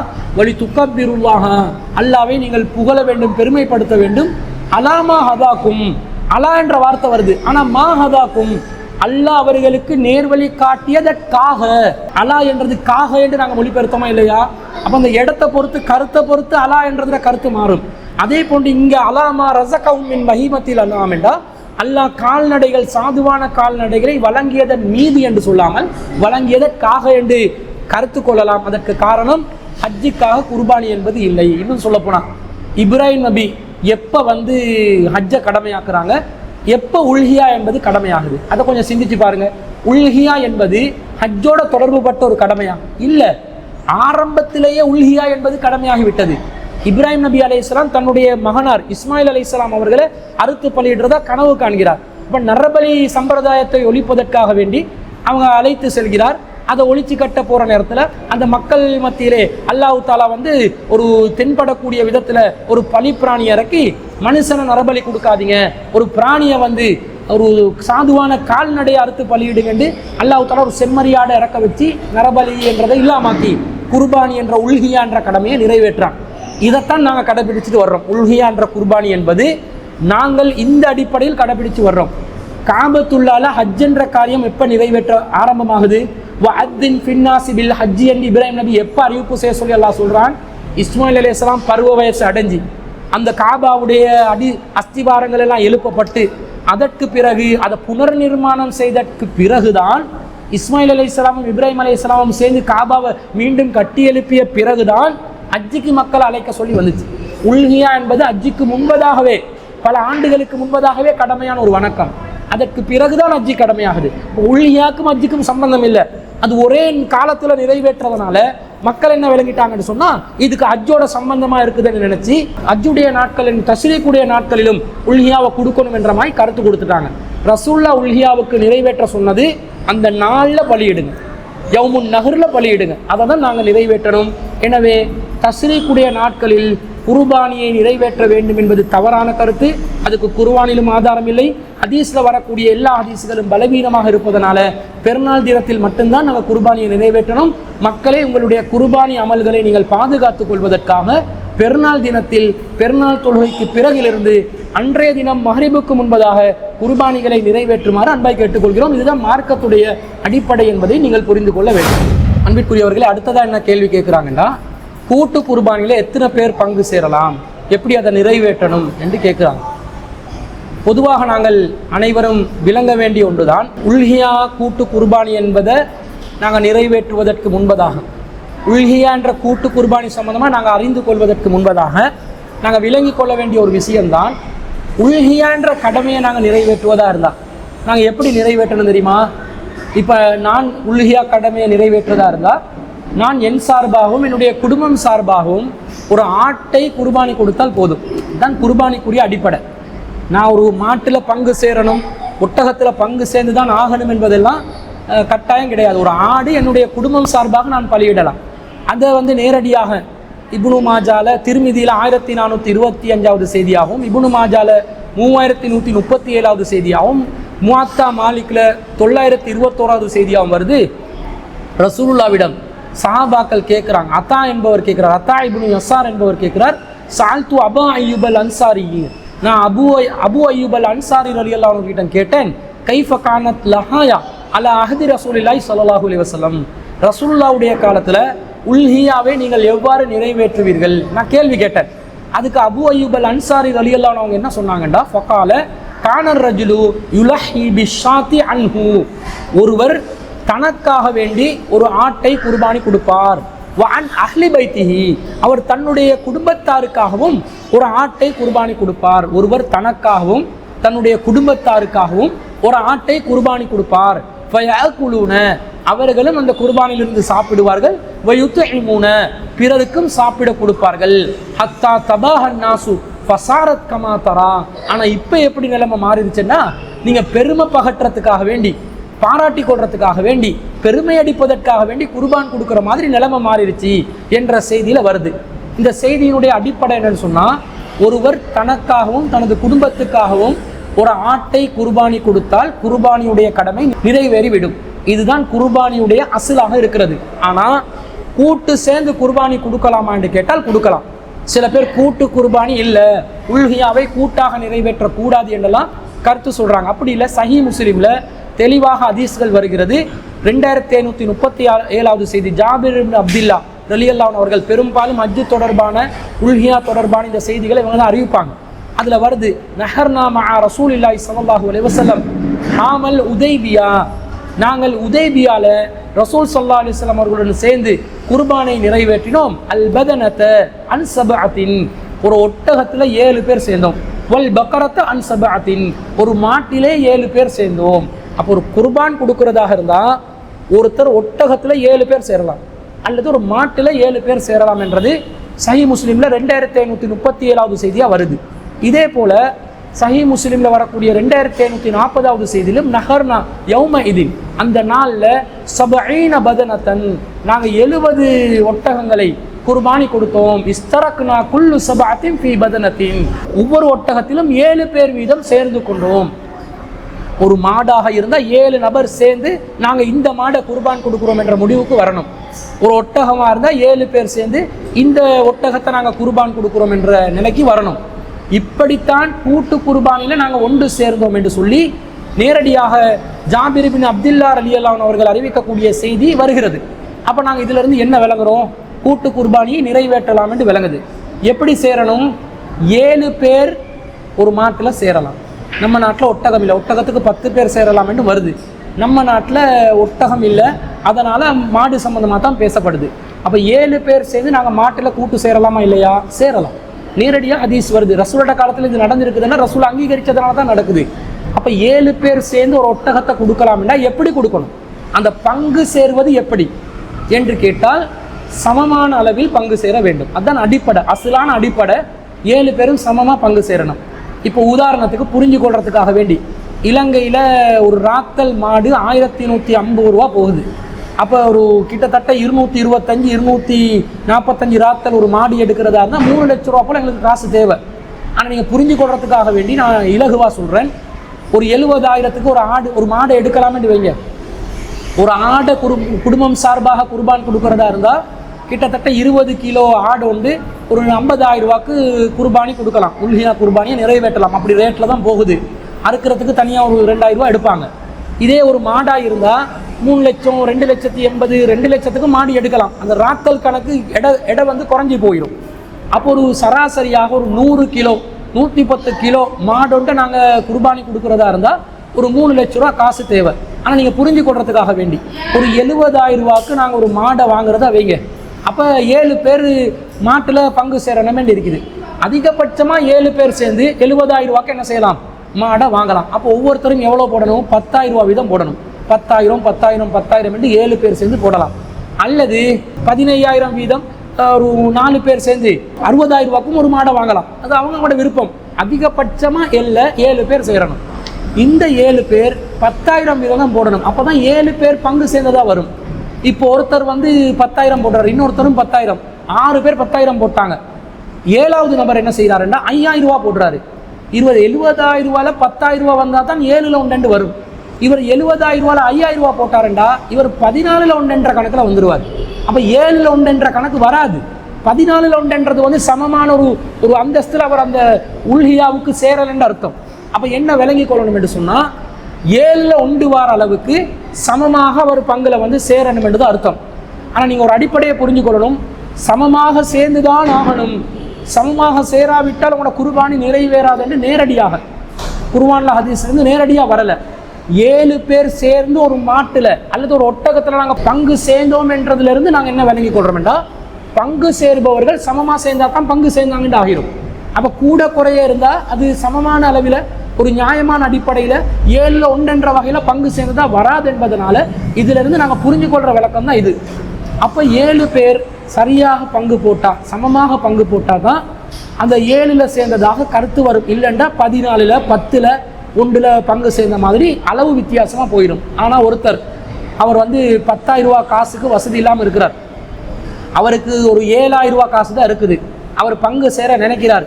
அப்போ அவரோட கூட்டு சேர்ற மற்ற 6 பேர் சேர்ந்து அவருக்கு மீதம் அவர் போட வேண்டிய 4,000 ரூபாவை ஷேர் பண்ணினாங்கண்டா அது மார்க்க ரீதியாக குத்தமான்னு கேட்டால் குத்தம் இல்லை. ஒரு நல்ல அமலை செய்வதற்கு ஒருத்தர் உதவி செய்யலாம். அந்த உதவி செய்யலாம் என்ற வகையில் ஒருத்தர் வந்து அந்த பங்குல சேர்றதுக்கு உதவி செஞ்சிருக்கிறார் என்ற கணக்கில் அவரும் 10,000 ரூபா போட்டாருன்னு ஆகும். ஆனால் அவர் கண்டிப்பாக 10,000 ரூபா போடணும். அப்போ தான் சமமான பங்கில் வந்தால் தான் அவர் 7ல் 1 பங்கு சேர்ந்தாருன்னு ஆகும். ஆனால் அவருக்கு காசு பற்றாக்குறையாக இருக்கும் பொழுது 7,000 தான் இருக்கும் பொழுது 10,000 ரூபாய்க்கு 3,000 ரூபா குறையும் போது மற்ற உள்ள 6 பேர் அவருடைய அந்த பங்கை வந்து நாங்கள் கையால் போட்டு அந்த 70,000 ரூபாய்க்குரிய மாட்டை வாங்குகிறோம் என்று சொன்னால் பெருந்தன்மையாக விட்டு கொடுத்து அவருக்கு அமல் செய்வதற்கு உதவி செய்தால் அதை குத்தமாக சொல்ல முடியாது என்ற வகையில் இந்த வகையில் பங்குல சமமான பங்குன்றது வித்தியாசப்படலாம் என்றதை நாங்கள் விளங்கி கொள்ளணும். ஆனால் கூட்டாக சேர்ந்து குர்பானி கொடுக்கும் பொழுது கண்டிப்பாக சமமான பங்குல தான் நாங்கள் சேரணும். முன்ன பின்ன இப்படி வித்தியாசங்கள் வந்தால் அந்த வித்தியாசங்களை ஒருத்தருக்கு ஒருத்தர் உதவி செஞ்சு கொள்ளலாம் என்றது விளங்குது. அதே நேரத்தில் இப்போ என்ன பண்ணுறாருன்னா, ஒருத்தர் தன் சார்பாகவும் தன் குடும்பம் சார்பாகவும் ஒரு மாட்டில் பங்கு பெற போகிறாரு. இப்போ நாங்கள் ஜமாத்தால் இலங்கை காசுக்கு 40,000 ரூபா ஒரு பங்குக்கு நாங்கள் அறவிடுறோம். கிட்டத்தட்ட 280 லட்சம் ரூபா மாட்டிட விலை. அப்போ ஒரு அறுக்கிற கூலி ஒரு 18,000 கழிச்சோம்னா 2,62,000 ரூபாய்க்கு 1,150 ரூபா வீதம் நாங்கள் கிட்டத்தட்ட 103 கிலோ எடையுள்ள ஒரு மாட்டோட அறுப்போம். அப்போ 7 பேருக்கு நாங்கள் பங்கு போட்டு அதை கொடுத்துருவோம். அப்போ இந்த 40,000 ரூபாயில் ஒருத்தர் 35,000 ரூபா வச்சு கொண்டு இருக்கிறார். இன்னும் 6 பேரோட சேர்ந்து அவர் குர்பானியை நிறைவேற்ற போறார். அவர் என்ன பண்றாருன்னா, அவருடைய குடும்பத்தில் உள்ள அவருடைய மகனிடமோ குடும்பத்தில் தந்தை தான் குர்பானிக்கு பொறுப்பெடுத்து கொண்டு வராரு. அவர் என்ன செய்யறார், 30,000 ரூபா காசு இருக்குது, இவன் 5,000 ரூபா தேவை பங்கு செய்யற. அவர் தன்னுடைய மகனிடமோ மனைவியிடமோ அவருடைய உறவுக்காரரிடமோ அந்த 5,000 ரூபாவை பூர்த்தி செய்ய நினைக்கிறாரு. பூர்த்தி செஞ்சு 40,000 ரூபா பங்கை ஜமாத்தில் கொண்டு வந்து தர நினைக்கிறாரு என்று வைங்க. இப்போ அவர் தன்னுடைய குடும்பத்தில் உள்ளவங்க கிட்ட கேட்கலாமா என்று கேட்டால் தாராளமாக கேட்கலாம். இந்த 7 பேர் என்றதை நாங்கள் எப்படி புரிஞ்சு கொள்ளணும்னா, 7 நபர் என்று புரிஞ்சு கொள்ளக்கூடாது, 7 குடும்பம் என்று புரிஞ்சு கொள்ளணும். 7 பேர் ஒரு மாட்டில் ஒன்று சேர்வார்கள், பங்கு சேர்வார்கள். 7 பேர் ஒரு ஒட்டகத்தில் பங்கு சேர்வார்கள் என்று சொன்னால் 7 குடும்பம். ஏனென்னுங்களே, ஒருத்தர் குர்பான் கொடுக்கிறதா இருந்தால் அவர் சார்பாகவும் அவருடைய குடும்பம் சார்பாகவும் தான் குர்பானியை கொடுக்குறாரு. அவர் சார்பாகவும் அவருடைய குடும்பம் சார்பாகவும் அவர் கொடுக்கிறதா இருந்தால் அவருடைய குடும்பம் அந்த குர்பானியில் பங்கு பெறுதல் அர்த்தம். அப்போ குடும்பம் குர்பானியில் பங்கு பெறும்போது அந்த குடும்பத்துக்காக வேண்டி அவர் 40,000 ரூபாவை கலெக்ஷன் பண்ணி கொடுத்தால் தப்பு கிடையாது. 35,000 ரூபா அவர் கையில் வச்சிருக்கிறார். மீதமுள்ள தொகைக்கு அவருடைய குடும்பத்தில் ஒருத்தர் அந்த குர்பானி குடும்பம் சார்பாக நிறைவேற்றுவதற்கு உதவி செய்கிறார். தஆவனு அலல் பிர்ரி வத்தக்வா, நன்மையிலும் இறையச்சத்திலும் ஒருவருக்கொருவர் உதவி செய்து கொள்ளுங்கள். 5வது அத்தியாயத்தில் 2வது வசனம். இந்த குர்பானி என்ற கடமையை நிறைவேற்றுவதற்காக இறையச்சத்தில் நன்மையில குடும்பத்தில் ஒருத்தர் உதவி செஞ்சா தப்பாகுமா? தப்பாகாது. அவர் குடும்பம் சார்பாக ஒரு பங்கு வர்றதுனால அந்த பங்கை தீர்மானிக்கிற நேரத்தில் அவருடைய குடும்பத்தில் ஒருத்தர் உதவி செய்தால் அது அந்த 7 என்ற வரம்பை மீறி 10, 8, 9 என்று ஆகும் என்று வராது. அந்த குடும்பத்துடைய ஒரு பங்குல தான் அவர் உதவி செய்திருக்கிறார் என்று வரும். இந்த வகையில் குடும்பத்தில் ஒருத்தர் ஒரு பங்குக்கு சேர்த்து கொடுக்கறதுக்கு உதவி செய்யறதுக்கு மார்க்கத்தில் இந்த தடையும் இல்லைன்றதை நாங்கள் விளங்கிக் கொள்கிறோம். இது கூட்டு குர்பானில பங்கு சேருவது சம்பந்தமான உள்ள தெளிவு. அடுத்ததாக என்ன கேள்வி கேட்குறாங்கன்னா, முஸ்லீம் அல்லாதவர்களுக்கு உல்ஹியா இறைச்சியை சாப்பிட கொடுக்கலாமா அப்படின்னு கேட்குறாங்க. அப்போ இந்த உல்ஹியா இறைச்சி சம்பந்தமாக இது பரவலாக கேட்கப்படுகின்ற ஒரு கேள்விதான். எவ்வளோ பதில் சொன்னாலும் மீண்டும் மீண்டும் எழுப்பப்படுகின்ற ஒரு கேள்விதான். அந்த உல்ஹியா இறைச்சி முஸ்லீம் அல்லாதவர்களுக்கு ஹராம் என்ற மாதிரி ஒரு கருத்தில் உலமாக்களால் சில கருத்துக்கள் சொல்லப்பட்டிருப்பது இதற்கு காரணமாக இருக்கிறது.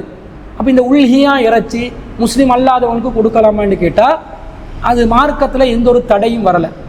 உல்ஹியா இறைச்சை நீங்கள் முஸ்லீம் அல்லாதவனுக்கு கொடுக்கக்கூடாது, அது அவர்களுக்கு தடை விதிக்கப்பட்டுள்ளது என்று அல்லாஹ் குர்ஆனில் சொல்லியிருக்கணும். அப்படி எங்கேயாவது அல்லாஹ் சொல்லியிருக்கிறான்னு பார்த்தா சொல்லி இல்லை. அல்லது ரசூல் ஸல்லல்லாஹு அலைஹி வஸல்லம் தடுத்திருக்கணும். உல்ஹியா இறைச்சை காஃபிர்களுக்கு கொடுக்காதீங்க, அது மார்க்கத்தில் தடுக்கப்பட்டது, அது புனிதமான இறைச்சி, அவங்களுக்கு போயிடக்கூடாது, அவங்க அதை தொற்றக்கூடாது, அவங்களோட வயிற்றுக்குள்ளே போயிடக்கூடாது, அவங்களுக்கு அது ஹராமாக்கப்பட்டது என்று அல்லாஹ்வின் தூதரும் சொல்லி இல்லை. எப்போ ஒரு விஷயத்தில் அடிப்படையான அசல் என்னென்று சொன்னால், ஒரு காரியத்தை நிறைவேற்றுவதற்கு அல்லாஹ்வும் அல்லாஹ்வுடைய தூதரும் தடை விதிக்கவில்லையோ அந்த காரியம் அனுமதிக்கப்பட்டது என்பதுதான் பொதுவான ஹுக்கும், பொதுவான சட்டம். என்னென்னு சொன்னால், ஒரு காரியத்தை நாங்கள் செய்யக்கூடாது என்று இருந்தால் அதுக்கு நேரடி தடை காட்ட வேண்டும். இந்த தடை எங்க? அந்த ஒரு குர்ஆன் வசனத்தை காட்டி இந்த குர்ஆன் வசனத்தினூடாக நேரடியாக தடுக்கப்பட்டுள்ளது, அல்லது இந்த குர்ஆன் வசனம் ஊடாக மறைமுகமாக இது தடுக்கப்பட்டுள்ளது, இந்த குர்ஆன் வசனத்திலிருந்து இந்த தடையை புரிந்து கொள்ளலாம் என்ற விதத்தில் ஒரு ஆதாரத்தை காட்டணும். அப்படி காட்ட முடியலை என்று சொன்னால் அது ஹராம் இல்லை என்று ஆகிவிடும். எப்போ ஹராம் இல்லை என்று ஆகுமோ அல்லாஹ்வும் ரசூலும் ஹராமாக்காத உண்ட ஹராமாக்கும் அதிகாரம் நமக்கு கிடையாது. அல்லாஹ் திருக்குர்ஆன்ல கேட்கிறான், அம்லஹும் ஷுரகாஉ ஷரஉ லஹும் மினத்-தீனி மா லம் யஅதன் பில்லாஹ், அல்லாஹ் அனுமதி அளிக்காததை மார்க்கமாக ஆக்கும் தெய்வங்கள் அவர்களுக்கு இருக்கிறார்களா?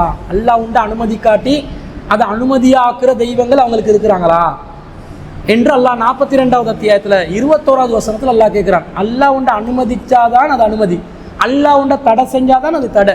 அல்லாஹ் அனுமதிக்காதத, அதாவது அல்லாஹ் ஹலாலாக்காதத நமக்கு ஹலாலாக்கவும் முடியாது, அல்லாஹ் ஹராமாக்காதத நமக்கு ஹராமாக்கவும் முடியாது. அப்படி ஹராமாக்கினால் அது அல்லாஹ் அல்லாதவர்கள் சிறுக்கு செய்கிற தெய்வங்கள் அவங்களை கற்பனையாக ஏற்படுத்தி அல்லாஹ் எப்படி கட்டளை போடுறானோ அந்த மாதிரி அந்த தெய்வங்களும் கட்டளை போட்ட மாதிரி ஆகிரும். அப்போ மனோ இச்சையை நாங்கள் பின்பற்றினா, நாங்கள் மனோ இச்சையின்படி தீர்ப்பளித்தா, அல்லாஹ் அல்லாதவர்களை தெய்வங்களை வச்சு எப்படி ஒன்றை ஹலால் ஹராம் ஆக்கி கொள்றாங்களோ அந்த மாதிரி நாங்களும் அல்லாஹ் சொல்லாமல் ரசூல் சொல்லாமல் வேறு கடவுள்களை ஏற்படுத்தி கொண்டு ஹலால் ஹராம் ஏற்படுத்தின ஷிர்க் வந்துடும் என்று அல்லாஹ் கடுமையாக அதை தடுக்கிறான், கண்டிக்கிறான். எனவே உல்ஹியா குர்பானி முஸ்லிம் அல்லாதவர்களுக்கு கொடுக்கக்கூடாது என்பதற்கு நேரடி ஆதாரம் இல்லாததுனால அதை தாராளமாக கொடுக்கலாம் என்றதை விளங்குறோம்.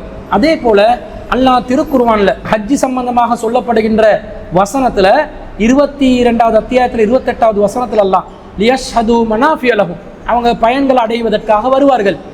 வயத்குரு ஸ்மல்லாஹி ஃபி ஐயாமின் மஅலூமாத் அலா மா ரஸகஹும் மின் அன்ஹாம், தங்களுக்கு சாதுவான கால்நடைகளை அல்லாஹ் வழங்கியதற்காக குறிப்பிட்ட நாட்களில் அல்லாஹ்வை நினைவுபடுத்துவதற்காகவும் வருவார்கள் என்று அல்லாஹ் சொல்லிட்டு ஃபகுலு மின்ஹா, அந்த இறைச்சியில நீங்க சாப்பிடுங்க. வ அத்இமுல் பாஇஸல் ஃபகீர், ஃபக்கீர்களாக இருக்கக்கூடிய சிரமப்படக்கூடிய ஏழைகளுக்கும் அந்த இறைச்சை உண்ண கொடுங்கள் என்று அல்லாஹ் சொல்றான். அல்லாஹ் ஏழைகளுக்கும் இறைச்சை சாப்பிட கொடுக்கலாம் என்று சொன்னதனால ஏழைகள்ல முஸ்லிம் ஏழை என்று அல்லாஹ் சொல்லவில்லை, காஃபிர் ஏழை என்றும் அல்லாஹ் சொல்லவில்லை. அதனால ஏழை என்ற பொதுவான கணக்கில் வந்துருச்சு, எல்லா ஏழைகளுக்கும் கொடுக்கலாம் என்றதை பார்க்கிறோம். அதே போன்று சூரத்துல் மும்தஹினால 60வது அத்தியாயத்தில் 8வது வசனத்தில் அல்லாஹ் சொல்லும்போது காஃபிர்களோட எந்த விஷயத்துல நாங்கள் தொடர்பு படக்கூடாது, அவங்கள எந்த விஷயத்துல நாங்கள் தடுத்து கொள்ளணும் என்று அல்லாஹ் வழிகாட்டுறான். அதை வழிகாட்டும் போது அல்லாஹ் சொல்றான், லா யன்ஹாகுமுல்லாஹு அனில்லதீன லம் யுகாத்திலூக்கும் ஃபித்தீன், யார் உங்களுக்கு எதிராக மார்க்க விஷயத்தில் உங்களுடன் போர் செய்ய வரவில்லையோ அவர்களை நீங்கள் தடுக்காதீர்கள், அவர்களை விட்டு நீங்கள் விலகாதீர்கள். வலம் யுக்ரிஜூக்கும் மின் தியாரிக்கும், இவர்கள் உங்களை வீடுகளிலிருந்து வெளியேற்றவில்லையோ அவர்கள் விஷயத்தில் அவர்களுக்கு நல்லதை செய்வதற்கு நீங்கள் விலகிக் கொள்ளாதீர்கள். வதுக்ஸிது இலைஹிம், அவர்கள் விஷயத்தில் நீதியாக நீங்கள் நடப்பதற்கு நீங்கள் விலகிக் கொள்ளாதீர்கள். இன்னல்லாஹ யுஹிப்புல் முக்ஸிதீன், நீதியாக நடப்பவர்களை அல்லாஹ் விரும்புகிறான் என்று அல்லாஹ் சொல்றான். அப்ப காஃபிர்கள்ல யாரை எங்களை வீடை விட்டு வெளியேற்றவில்லையோ, யாரு மார்க்க விஷயத்துல எங்களோடு போராடலையோ அவர்களுக்கு தவிர மற்றவர்களுக்கு நல்லதை செய்வதற்கு நீங்கள் விலகி கொள்ளாதீங்க, நல்லதை தாராளமா செய்யுங்கன்னு அல்லாஹ் சொல்றான். அப்ப இது இறைச்சி உணவு, உணவாக எந்த காஃபிர் அதை விரும்புறானோ தாராளமா கொடுக்கலாம். வேணான்றவனுக்கு, இறைச்சே சாப்பிட மாட்டேன் என்றவனுக்கு நல்லிணக்கம் என்ற பெயர்ல இதை போயிட்டு திணிச்சிங்கன்னு சொன்னா அதுவே இனவாதமாகி, அதுவே ஒரு பிரச்சனையாகி, அதுவே நல்லிணக்கத்தை எடுத்து போயிடும். காஃபிர்களோட நல்லா இருக்கணும், அவங்களோட உலக காரியங்கள் அவங்களோட நல்லா நடந்து கொள்ளலாம். மார்க்கத்தில் அவங்க வரம்பு மீறாத வரைக்கும், எவங்க வரம்பு மீறாங்களோ அவங்களோட நல்லா நடக்கணும்ன்றது இல்லை. எவங்க எங்களை எங்களோட குடியிருப்புகள் எல்லாம் நாசமாக்கி எங்களை வெளியேற்றுறாங்களோ அவங்களோட நல்லா இருக்கணும்ன்றது. குட்ட குட்ட குனியவும் கூடாது, குட்ட குட்ட குனிஞ்சாலும் மடையந்தான், குனிய குனிய குட்டவும் கூடாது. அப்போ இந்த மாதிரி ஒரு அடிப்படையில் காஃபிர்கள் நம்மளோட நல்லா நடக்கிற விஷயங்கள் எல்லாம் அவங்களோட நல்லா நடந்து கொள்ளணும். உணவுகளை பரிமாறலாம், அவங்க தார ஹலாலான உணவுகளை தாராளமாக சாப்பிடலாம் என்ற வகையிலும் இந்த கூட்டு குர்பானியிட உல்ஹியா இறைச்சில நீங்கள் கொடுக்குற உல்ஹியாவாக இருந்தாலும், கூட்டாக சேர்ந்து விநியோகிக்கிற உல்ஹியாவாக இருந்தாலும், ஆட்டிறைச்சியாக இருந்தாலும், மாட்டிறைச்சியாக இருந்தாலும், எந்த காஃபிர் அதை விரும்புவானோ அதை எதிர்பார்ப்பானோ அவனுக்கு கொடுக்கறதுக்கு மார்க்கம் தடை செய்யவில்லை என்பது இதன் மூலம் நாங்கள் தெளிவாக விளங்கி கொள்கிறோம். அன்பிற்குரியவர்களே, அடுத்ததாக ஒரு முக்கியமான கேள்வி கேட்குறாங்க. என்னென்னா, இது பரவலாக சமூக வலைத்தளங்களில் இந்த செய்தி பரப்பப்பட்டு வருகிறது. அது என்ன கேள்வி கேட்குறாங்கன்னா, நாங்கள் கூட்டு குர்பானிக்காக வேண்டி, உல்ஹியாவுக்காக வேண்டி மாடுகளை கொள்வனவு செய்கிறோம். இப்படி கொள்வனவு செய்யும்போது அந்த மாட்டுகளுக்கான எடை, வியாபாரிகள், மாட்டு வியாபாரிகள் அதற்கான எடையை சொல்லுவாங்க. இத்தனை ராத்தல் மாடி இது, இத்தனை கிலோ மாடி இதுன்னு சொல்லுவாங்க. இப்போ நாங்கள் கண் பார்வையில் பார்க்குறது தானே, அந்த மாட்டை நாங்கள் நிறுத்து தராசில் வச்சு நிறுத்தலாம் நமக்கு பார்க்க முடியாது. அப்போ நாங்கள் அந்த மாட்டை பார்வையில் பார்த்து விலையை நாங்கள் சம்மதித்து அதை ஒரு அட்வான்ஸை கொடுத்து அந்த மாட்டை வாங்கி கொள்கிறோம், அல்லது முழுமையாக பணத்தை செலுத்தியாவது வாங்கி கொள்கிறோம். அல்லது சில பேர் நிறுக்க மாட்டாங்க, குர்பான் கொடுத்த பிறகு கூட அந்த மாட்டோட பெருமதி எண்டு, விலை எண்டு, நிறையண்டு எதை சொன்னாங்களோ அதை ஒப்புக்கொண்டு அந்த மாட்டுக்குரிய அந்த காசு தொகையை பிறகு கொடுத்து கொள்வாங்க. ஒரு சிலர் என்ன பண்ணுவாங்கடா, இப்போ எடையை அவர் குத்துமதிப்பாக தானே சொல்கிறாரு, வியாபாரி எடையை நிறுத்த சொல்லியிருப்பார். ஆனால் நமக்கு சொல்லும்போது நம்மளோட கண் முன்னாடி எடையை நிறுத்தி காட்டி அவர் சொல்ல மாட்டார். அப்போ நாங்கள் கண் பார்வையில் தான் எடையை பார்க்குறோம். இப்படி எடையை பார்த்துருக்கும் பொழுது அந்த எடை முன்ன பின்ன ஆகியிருக்கலாம். ஒரு 500 ராத்தல் மாடு என்றுவார், கண் பார்வைக்கு வந்து 600 ராத்தலாக கூட விளங்கலாம். ஆனால் உண்மையிலே நிறுத்து பார்த்தா 450 ராத்தல் இருக்கும். அப்போ 50 ராத்தலை வந்து அதை கொள்வனவு செய்பவர் வந்து நஷ்டம் அடைகிறார். அப்போ இவர் என்ன யோசிக்கிறாங்கன்னா, நாங்கள் சரியான இடையில உள்ள நிறுவைக்கு தான் விலை கொடுக்கணும். ஏன்னா கூட்டு குர்பானி செய்கிறோம், மக்கள்கிட்ட காசு வசூலிக்கிறோம், காசை வந்து வீணாக்கிடக்கூடாது, வீணா காசை கொடுத்துடக்கூடாது, ஏமாந்துடக்கூடாது என்று சொல்லி சில பேர் என்ன பண்ணுறாங்கன்னா அட்வான்ஸ் கொடுப்பாங்க. 300 ராத்தல், 400 ராத்தல், 500 ராத்தல் என்று மாட்டு வியாபாரி சொல்கிறார். சரி என்று நாங்கள் அதை ஒப்புக்கொண்டு நாங்கள் அட்வான்ஸ் ஒன்று தாரோம். குர்பானி கொடுத்த பிறகு அதில் சந்துகளை வந்து நாங்கள் தனித்தனியாக என்ன செய்வோம், எடை போட்டு நிறுத்து தான் அந்த விலையை தீர்மானித்து கொடுப்போம். இது ஓகேயான்னு சொல்லி கேட்டு அவரும் சம்மதிச்சு, ஆமாம் நீங்கள் தாராளமாக எடை போட்டு எடுக்கலாம் என்று சொன்ன பிறகு குர்பானியை கொடுத்துட்டு மாட்டை எடை போட்டு அந்த எடையை வந்து தீர்மானிச்சு உறுதியாக தீர்மானிக்கப்பட்ட பிறகு காசை பேலன்ஸ் காசை கொடுக்குறாங்க. முன்கூட்டியே அட்வான்ஸ் கொடுக்குறாங்க, பிறகு மாட்டை கொள்வனவு செய்கிறாங்க, அந்த குர்பானியை கொடுக்குறாங்க, எடையெல்லாம் பிறகு குர்பானிக்கு பிறகு எடையை நிறுத்திட்டு சரியான துல்லியமான எடைக்குரிய காசை கடைசியாக கொடுக்குறாங்க. இப்படி செய்யும்போது ஒரு சிலர் என்ன சொல்கிறாங்கன்னா, இவர் வந்து மாட்டை முழுசாக கொள்வனவு செய்யவில்லை, அட்வான்ஸ் தான் கொடுத்தாரு, பாதி காசு தான் கொடுத்திருக்கிறார், முழுமையாக மாட்டை கொள்வனவு செய்யவில்லை. அப்போ முழுமையாக மாட்டை கொள்வனவு செய்யாமல், முழுமையாக மாட்டை உரிமையாக்கி கொள்ளாமல் உல்ஹியா கொடுப்பது ஹராம், அது சுத்தமான ஒரு நிலையில் கொடுக்கப்படும் உல்ஹியா வல்ல என்று ஒரு சிலர் ஃபத்வாக்கள் வழங்கியிருக்கிறார்கள். மாடுகளை கொள்வனவு செய்கிற பொழுது நமது சமுதாயத்தில் இருக்கக்கூடிய ஒரு தவறான நடைமுறையையும் சுட்டி காட்டுவது பொருத்தம் என்று நினைக்கிறேன். கண்ணியத்துக்குரிய சகோதரர்களே, உலகியா கொடுக்கக்கூடிய எங்களில் பெரும்பான்மையானவர்களிடத்தில் இருக்கக்கூடிய ஒரு வழக்கம் என்ன அப்படின்னு கேட்டால், மாடு விற்கக்கூடிய வியாபாரிகளிடத்தில் இருந்து மாட்டை கொள்வனவு செய்து வந்து உலுஹியாவுக்காக ஒரு மாட்டை கொண்டு வந்து வீட்டில் உலுஹியா கொடுக்கிறோம். உலுஹியா கொடுத்து அந்த மாட்டை தோலெல்லாம் உரிந்ததன் பின்னாடி 4 கால்களையும் கொழுவி நிறுத்து, அதே மாதிரி அதனுடைய ஈரலையும் நிறுத்து, அதனுடைய இடைக்கு ஏற்ற மாதிரி உலுஹியாவுடைய இபாதத்தை எல்லாம் நாங்கள் நிறைவேற்றியதன் பின்னாடி மாட்டுக்காரர்களுக்கு காசு கொடுக்கிற ஒரு வழக்கம் எங்களுடைய சமுதாயத்தில் இருக்கிறது. இத்தனை கிலோ தான் இருந்தது, எனவே 1 கிலோவுக்கு இந்த பிரகாரம் உங்களுக்கு இவ்வளவு காசு என்று நாங்கள் கொடுக்கிறோம்.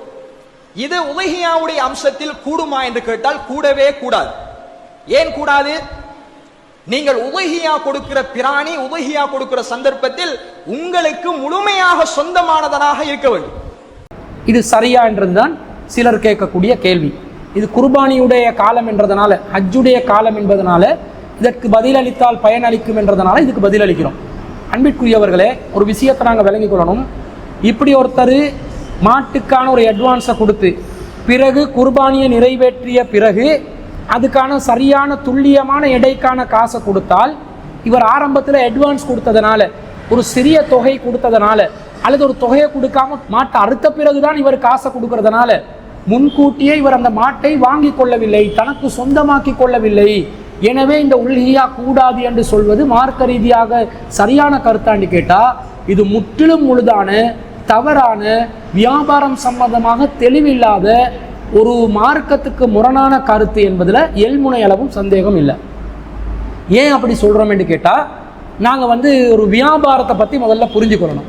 வியாபாரம் என்றால் என்ன? பொதுவாக அல்லாஹ் தஆலா திருக்குர்ஆனில் வியாபாரம் சம்பந்தமாக சொல்லும்போது 4வது அத்தியாயத்தில் 29வது வசனத்தில் அல்லாஹ் சொல்கிறான், யா அய்யுவல்லதீன ஆமனு, நம்பிக்கை கொண்டவர்களே, லா தஅகுலு அம்வாலக்கும் பைனக்கும் பில் பாத்திலி, உங்களுக்கு மத்தியிலே பாத்திலான முறையில் நீங்கள் உங்களுடைய செல்வங்களை உண்ணாதீர்கள். இல்லா அன் தகூன திஜாரத்தன் அன் தராலின் மின்கும், உங்களுக்கு மத்தியிலே திருப்திகரமாக நடக்கக்கூடிய வியாபாரத்தை தவிர. வியாபாரத்தில் என்ன செய்யலாம்? நீங்கள் ஒரு பொருளை விற்கிறீங்க, காசை பெற்றுக்கொள்றீங்க, இந்த வியாபாரத்தின் மூலமாக பிறருடைய பொருளாதாரத்தை நீங்கள் சாப்பிடலாமான்னு கேட்டால் சாப்பிடலாம். காரணம், நீங்கள் ஒரு பொருளை கொடுத்துருக்கிறீங்க, அவர்கிட்ட இருந்து செல்வத்தை எடுக்கிறீங்க.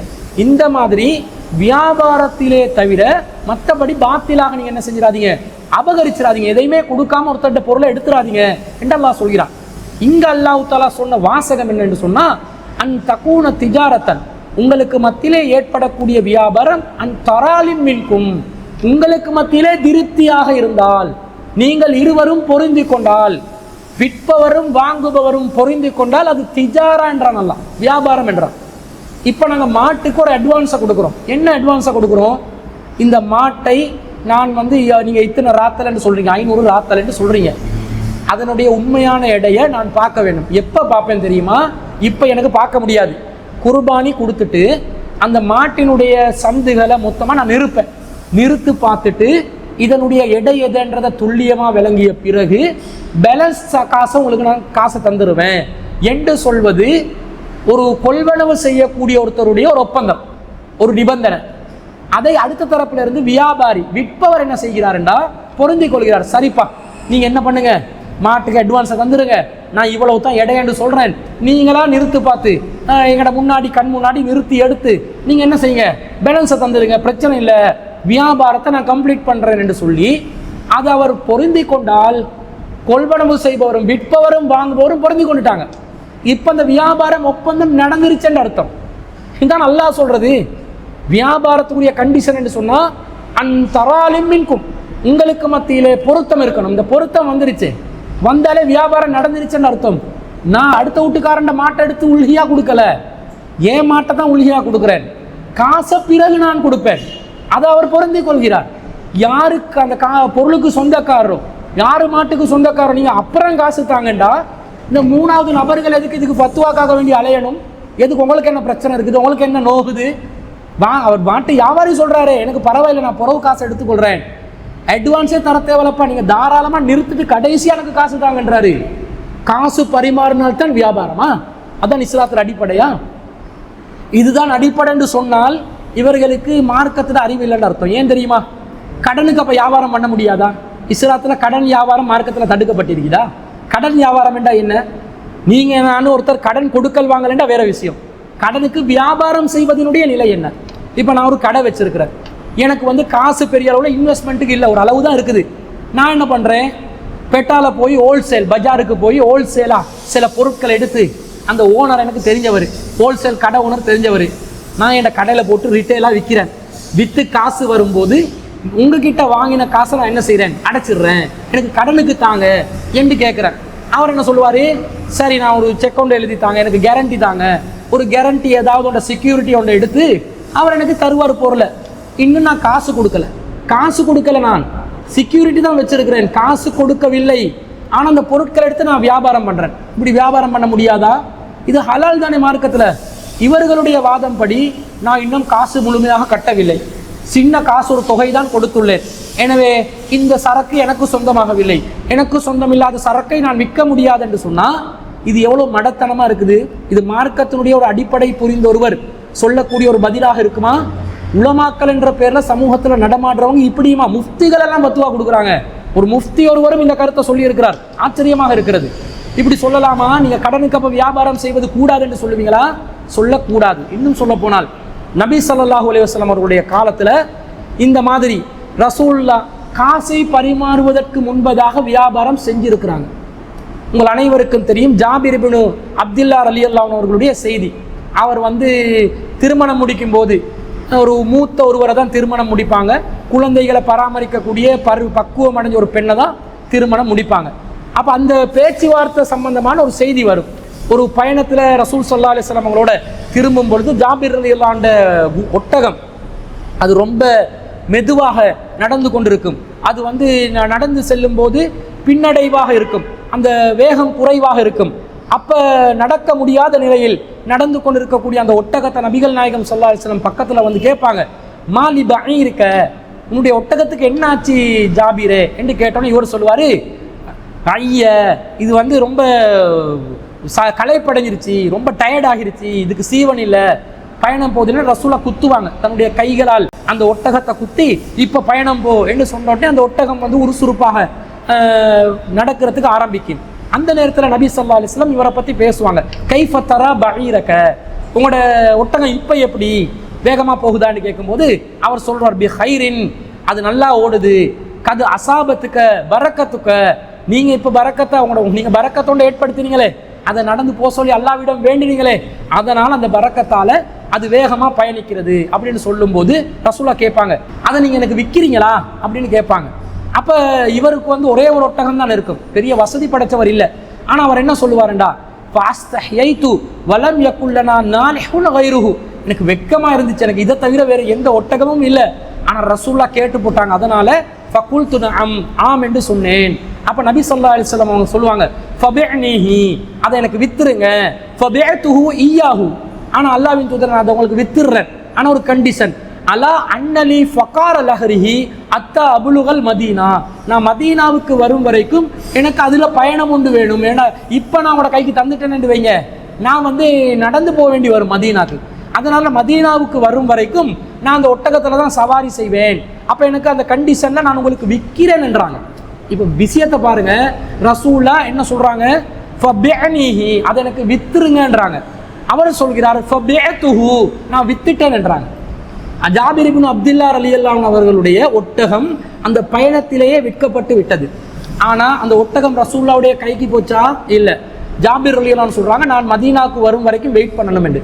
அதே மாதிரி ரசூல் ஸல்லல்லாஹு அலைஹி வஸல்லம் காசு உடனே கொடுத்தாங்களா? இல்லை. ரசூல் ஸல்லல்லாஹு அலைஹி வஸல்லம் மதீனாவுக்கு போயிட்டு தான் காசை கொடுப்பாங்க. அப்போ மதீனாவுக்கு போகும் வரைக்கும் அந்த ஒட்டகம் ஜாபிர் ரலியல்லாஹு அன்ஹு கையில இருந்து ரசூல்லா கிட்ட போகவும் இல்லை, ரசூல்லாவிடமிருந்து அதற்கான காசு ஜாபிர் ரலியல்லாஹு அன்ஹுக்கு வரவும் இல்லை. ஆனால் ரசூல்லாவுக்கு அந்த ஒட்டகத்தை வித்ததாகவும் ரசூல்லா அந்த ஒட்டகத்தை வாங்கினதாகவும் இந்த செய்தி சொல்லுதா இல்லையா? அப்போ இதுல இருந்து என்ன அர்த்தம்? இந்த செய்தியிலே தொடர்ச்சியாக வரும். ஜாபிர் ரலியல்லாஹு அன்ஹு மதீனாக்கு போறதுக்கு முன்னாடியே ரசூலா மதீனால இருப்பாங்க, ஜாபிர் ரலியல்லாஹு அன்ஹு வருவாங்க, ரசூலா அந்த ஒட்டகத்துக்குரிய காசையும் கொடுத்து அல்லாஹ்வின் தூதர் ஜாபிர் ரலியல்லாஹு அன்ஹு மீது கருணை புரிந்து அந்த ஒட்டகத்தையும் திருப்பி கொடுப்பாங்கன்னு வரும். ஆனா என்ன சமாச்சாரம்? இந்த செய்தியில ஒட்டகம் பரிமாறுவதற்கு முன்பதாக, கைமாற்றப்படுவதற்கு முன்பதாக, காசு பணம் கைமாற்றப்படுவதற்கு முன்பதாக வியாபாரம் நடந்ததா இல்லையா? நடந்துச்சே. காசு கொடுத்தால் தான் வியாபாரம் என்று சொல்றவங்க இந்த ஹதீஸுக்கு என்ன பதில் சொல்லுவீங்க? இந்த ஹதீஸு புகாரியிலே 2967வது செய்தியாக தெளிவாக பதிவு செய்யப்பட்டிருக்குது. அப்ப என்ன அடிப்படைன்னு சொன்னா, தாராளமாக எங்களுக்கு என்ன செய்யலாம், ஒரு வியாபாரத்தை பேச்சுவார்த்தையில வித்து போட்டுடலாம். பொருள் காசு கன்சிடரேஷன் என்றது பிறகு என்ன செய்யலாம், கைமாறலாம். கடனுக்கு வியாபாரம் நடக்கலாம், பொட்கேஷுக்கும் வியாபாரம் நடக்கலாம், கேஷ் இன் ஹேண்டுக்கும் நடக்கலாம். அது அவரவர்களுடைய விருப்பத்தில் பர்ச்சேசிங் பண்றவங்க செலர் பயருடைய விருப்பத்தில் நடக்கிற உண்டு. அதே போல புகாரில 2239வது செய்தியில ரசூல் ஸல்லல்லாஹு அலைஹி வஸல்லம் அவர்கள் சலஃப் என்ற ஒரு வியாபார முறையை அனுமதிக்கிறாங்க. சலஃப் என்று சொன்னால் அட்வான்ஸ் பேமெண்ட் பண்ணி வியாபாரம் செய்யறது. அந்த அட்வான்ஸ் பேமெண்ட் பண்ணி செய்யற வியாபாரத்தை ரசூலுல்லாஹ்வுடைய காலத்துல சஹாபாக்கள் எப்படி செஞ்சு கொண்டிருந்தாங்கன்னு சொன்னா, அந்த செய்தியில வருது, கதிமன் நபியு ஸல்லல்லாஹு அலைஹி வஸல்லம் அல் மதீனத்தை, ரசூலா மதீனாக்கு வந்தாங்க. வஹும் யுஸ்ரிஃபூன பித்தமரி சனத்தைனி வஸலாஸ, அவர்கள் 2 வருடங்கள் என்ற விதத்தில் 3 வருடங்கள் என்ற விதத்தில் பேரித்த மரங்களுக்காக முற்பணம் கொடுத்து அட்வான்ஸ் கொடுத்து வியாபாரம் செய்து வந்தார்கள். அதாவது ஒரு மரத்தை காட்டுவாங்க, இந்த மரத்தை காட்டி 2 வருஷத்துல இந்த மரம் எனக்குரியது, இந்த மரத்துல 2 வருஷத்துல வரக்கூடிய விளைச்சலுக்கு எனக்குரியது, அந்த மரம் அந்த விளைச்சல் எனக்குரியது, ஏன்னா அட்வான்ஸ் என்று காசு கொடுத்துருவாங்க. அட்வான்ஸ்ண்டா காசுல பாதி இல்லை, மொத்த காசையும் கொடுத்துருவாங்க. ஆனா விளைச்சல் எவ்வளவு தீர்மானிக்காமலே கொடுத்துருவாங்க, அட்வான்ஸ் கொடுத்துருவாங்க. 2 வருஷத்துல எனக்கு கிடைக்கிற விளைச்சல், 3 வருடங்கள பேரிச்ச மரத்துல எனக்கு கிடைக்கிற விளைச்சல் என்று கொடுப்பாங்க. இதை நபி ஸல்லல்லாஹு அலைஹி வஸல்லம் என்ன சொல்றாங்கன்னா, மன் அஸ்லஃப ஃபீ ஷைஇன், யாராவது ஒருவர் முன்கூட்டி முற்பணம் செலுத்தி வியாபாரம் செய்வதாக இருந்தால், ஃபஃபி கைலின் மஅலூம், அவர் அறியப்பட்ட எடைக்காக வேண்டி முற்பணம் செலுத்தட்டும். வஸ்ரின் மஅலூம், அவர் அறியப்பட்ட நிறுவைக்காக வேண்டி அவர் முற்பணம் செலுத்தட்டும். அதே போன்று இலா அஜலின் மஅலூம், அறியப்பட்ட காலக்கெடுவுக்காக வேண்டி முற்பணம் வியாபாரத்தில் ஈடுபடட்டும் என்று நபி ஸல்லல்லாஹு அலைஹி வஸல்லம் அவங்க சொல்ற செய்தி இப்னு அப்பாஸ் ரலியல்லாஹு அன்ஹு அறிவிக்கிறாங்க. அதே போன்று புகாரில 2241வது செய்தியில கதிமன் நபியு ஸல்லல்லாஹு அலைஹி வஸல்லம் ரசூலா மதீனாக்கு வந்தாங்க. வகால ஃபீ கைலின் மஅலூம், அறியப்பட்ட எடைக்கு, வ வஸ்னின் மஅலூம், அறியப்பட்ட அளவுக்கு, இலா அஜலின் மஅலூம், அறியப்பட்ட ஒரு காலத்துக்கு தான் நீங்க முற்பணம் என்ன செய்யணும், வியாபாரம் செய்யணும். இப்போ மரத்தை காட்டி நீங்க வியாபாரம் செஞ்சா அந்த மரத்துல வர அறுவடை எவ்வளோன்னு தெரியாது, எத்தனை கிலோ பழம் வரும் என்று தெரியாமலே முற்பணம் கொடுக்காதீங்க. எத்தனை கிலோ பழம் என்றதை நீங்க அறிந்தீர்கள் என்று சொன்னா முற்பணம் கொடுத்து செய்வதில் தவறு இல்லை. எடையை அறிந்து கொள்ளுங்கள், அளவை அறிந்து கொள்ளுங்கள், காலக்கெடு எதென்றதை அறிந்து கொள்ளுங்க. இந்த 3 உங்களுக்கு அறியப்படுமையானால் சலஃபு முறையில் நீங்கள் வியாபாரம் செய்யலாம் என்று ரசூல் ஸல்லல்லாஹு அலைஹி வஸல்லம் அவர்கள் அறிந்திருக்கும் பொழுது எப்படி இது கூடாது, முற்பணம் செலுத்துறது கூடாது என்று எப்படி சொல்வார்கள்? இது மார்க்கம் சம்பந்தமாக ஒரு அறிவுள்ள ஒருவர் சொல்லக்கூடிய உண்டா? இப்னு அப்பாஸ் ரலியல்லாஹு அன்ஹு அவர்கள் ஒரு முறை சொல்கிறார்கள், இந்த முற்பணம் செலுத்தி செய்கிற வியாபாரம் இருக்குதே, பேரிச்சம் மரத்தில் உள்ள கனிகள்ல அதை உண்ணும் பக்குவம் பருவம் அடைகிற நேரத்தில் தான் அதுக்கு எடை போடணும், அதுக்கு முன்பதாக எடை போடும் வியாபாரத்தை ரசூலா தடுத்துட்டாங்க. அதுல கனிவை பார்க்கணும், எந்த அளவுக்கு கனிஞ்சு இருக்குது, சாப்பாட்டுக்குரிய அளவில் கனிந்திருந்தால் அப்போது முப்பணம் செலுத்துங்க என்று நபி ஸல்லல்லாஹு அலைஹி வஸல்லம் சொல்றதாக இப்னு அப்பாஸ் சொல்றாங்க. அப்படி சொல்லும் போது அப்போ ஒருத்தர் கேட்கிறாரு, நீங்க மரத்துல உள்ள கனிகளுக்கு எப்படி அப்பா எடை போடுவீங்க அப்படின்னு கேட்கிறாங்க. இப்ப கனிஞ்ச பிறகுதானே பழத்துக்கு எடை போட சொல்றீங்க. அப்ப மரத்துல தானே கனிகள் இருக்குது, கனிஞ்ச கனிகள் மரத்தில் இருக்கிறது, காய்களாக இல்லாமல் கனிகளாக இருக்கிறது. இந்த நேரத்துல நீங்க அதுக்கு எப்படி எடை போடுவீங்க, மரத்தை எப்படி நெருப்பீங்கன்னு கேட்கிறாங்க. அப்ப அதுக்கு இப்னு அப்பாஸ் ரலியல்லாஹு பக்கத்துல இருக்கிற ஒருத்தர் என்ன சொல்றாருன்னு சொன்னா, அதுக்கு நாங்க எப்படி எடை போடுவோம் என்று சொன்னா, நாங்க நம்முடைய பார்வையில, கண் பார்வையில தான், கண் பார்வையில் நாங்கள் எடை போடுவோம், கண் பார்வையில எடையை போடுவோம் என்றாங்க. அப்ப எடை என்பது 100% துல்லியமாக அறிந்து தெரிந்த பிறகுதான் எடை போடணும் என்றது இல்லை. அது ஒரு குத்து மதிப்பான எடையாக கூட போடலாம் என்று இந்த அபுல் ரஹ்மத்துல்லாஹி அலைஹி அவர்கள் அறிவிக்கக்கூடிய செய்தி புகாரில 2247வது செய்தியாக பதிவு செய்யப்பட்டிருக்கிறதுல இருந்து நாங்க பார்க்கிறோம். அப்ப என்னது, கண் பார்வையிலும் எடையை போடலாம். அது ஒவ்வொருத்தோட எக்ஸ்பீரியன்ஸ்ல, இது 400 ராத்தல் மாடா 200 ராத்தல் மாடா, ஒருத்தர் ஒரு மாடை காட்டி 300 ராத்தல் சொன்னாலும் அந்த வியாபாரத்தில் ஈடுபடுறவங்க அவங்க அனுபவத்தில் அவங்க தெரிந்து கொள்வார்கள், இதுல ஒரு 250 தான் இருக்கும் அப்படின்னு விளங்கி கொள்வாங்க. சரி 300 என்றார், இன்னொருத்தர் அவருக்கு விளங்குது 250 தான் இருக்குதுன்னு விளங்குது, வாங்குறவர் ஒப்புக்கொண்டா என்ன பிரச்சனை? அது துல்லியமாக எடை போட்டுத்தான் வாங்கணும் என்றதும் இல்லை. அப்ப எடை போடாமலும் வாங்கலாம், துல்லியமாக எடை போடாத நிலையும் கொள்வனவு செய்யலாம். துல்லியமா எடை போட்டு வாங்கணும் என்ற நிலைப்பாட்டுக்கு ஒருத்தர் வந்தாலும் அட்வான்ஸ் கொடுத்து பிறகு அந்த மீதி பணத்தை தாரேன் என்ற அடிப்படையிலும் உல்ஹியா மாட்டுக்காக வேண்டி, உல்ஹியாவுக்காக மட்டுமல்ல, எந்த நேரத்தில் மாடு ஆடு ஒட்டகம் எந்த வியாபாரம் செய்தாலும் இந்த அடிப்படையில் வியாபாரம் செய்யலாம் என்று இருக்கும் பொழுது முழுமையாக காசு கொடுத்தா தான் அந்த மாடு சொந்தமாகும், முழுமையாக சொந்தமாக்கினால்தான் உல்ஹியா கொடுக்கணும் என்ற கருத்து குர்ஆன் ஹதீஸுக்கு முற்றிலும் முரணான, குர்ஆன் ஹதீஸுக்கு மாற்றமான ஒரு தவறான ஃபத்வா என்பதை நாங்கள் விளங்கிக் கொள்கிறோம். தற்போது அந்த விஷயம் சரியாகத்தான் நடைமுறையில் இருக்குது. சில பேர் அந்த கணிப்புல, கண் கணிப்புலே பார்த்து எடை போடுவாங்க, குத்து மதிப்பாகவே எடையை போட்டுக்கொள்வாங்க. சில பேர் நிறுத்து எடையை போடுவாங்க. பெரும்பாலும் மாட்டு வியாபாரிகள் அந்த மாடுகளை எடுத்து வரும்போது ஒவ்வொன்றா தனித்தனியாக நிறுத்து தான் கொண்டு வருவாங்க. இந்த மாடு இத்தனை எடையுடையது என்று எடுத்து வருவாங்க. நம்பிக்கை இல்லை என்று சொன்னால் அறுத்த பிறகு எடையை துல்லியமாக அளந்துட்டு காசை கொடுக்கறதுல எந்த தப்பும் இல்லை. அது அவரவர்கிட்ட விருப்பத்தில் உள்ள ஒரு விஷயம். ஏமாந்து விடாமல் ஒருத்தர் செய்யணும் என்று நினைச்சா குர்பானை கொடுத்துட்டு தாராளமாக எடையை போட்டு காசை கொடுக்கலாம் என்பது மார்க்க ரீதியாக நமக்கு அனுமதிக்கப்பட்ட ஒரு செய்தி என்றதை நாங்கள் விலகிக் கொள்கிறோம். அது கூடாது என்று சொல்வதுதான் கூடாதே தவிர இது மார்க்கத்தில் அனுமதிக்கப்பட்ட ஒரு காரியம். அன்பிற்குரியவர்களே, அடுத்ததாக ஒரு கேள்வி கேட்குறாங்க. அண்மை காலமாக ஒரு பரபரப்பான ஒரு செய்தி ஒன்று வாட்ஸ்அப் மூலமாக பரப்பப்பட்டு வருகிறது. அது என்னென்று சொன்னால், ஒரு தற்போதைய அரசாங்கத்தில் ஒரு அமைச்சர் ஒருவர் ஒரு அமைச்சின் ஒரு நிகழ்வு ஒன்றின் போது ஒரு விளக்க கையில் ஏந்தி, அதே மாதிரி அந்த விளக்கை ஒரு புறாவை சுற்றி ஒரு விளக்கை வச்சு ஒரு நிகழ்வில் கலந்து கொண்டதை ஒட்டி முஸ்லீம் சமூக மத்தியில், பலதரப்பட்டவர்கள் மத்தியில் இது ஒரு விமர்சனமாக பேசப்பட்டு வருகிறது. பலரும் நம்மை அணுகி மார்க்கத்தில் இதற்கு அனுமதி உள்ளதா இல்லையா என்றதை தெளிவுபடுத்துங்க என்று சொல்லியிருந்தாங்க. அப்போ இது சம்பந்தமாகவும் நாங்கள் நம்முடைய நிலைப்பாடை அறிவிச்சிடணும், மார்க்க ரீதியாக இதற்குரிய விளக்கம் என்னன்றதை சொல்லணும் என்றதுக்காக ஒரு சமகால நிகழ்வாக இதற்கான பதிலை நாங்கள் பதிவு செய்து கொள்கிறோம்.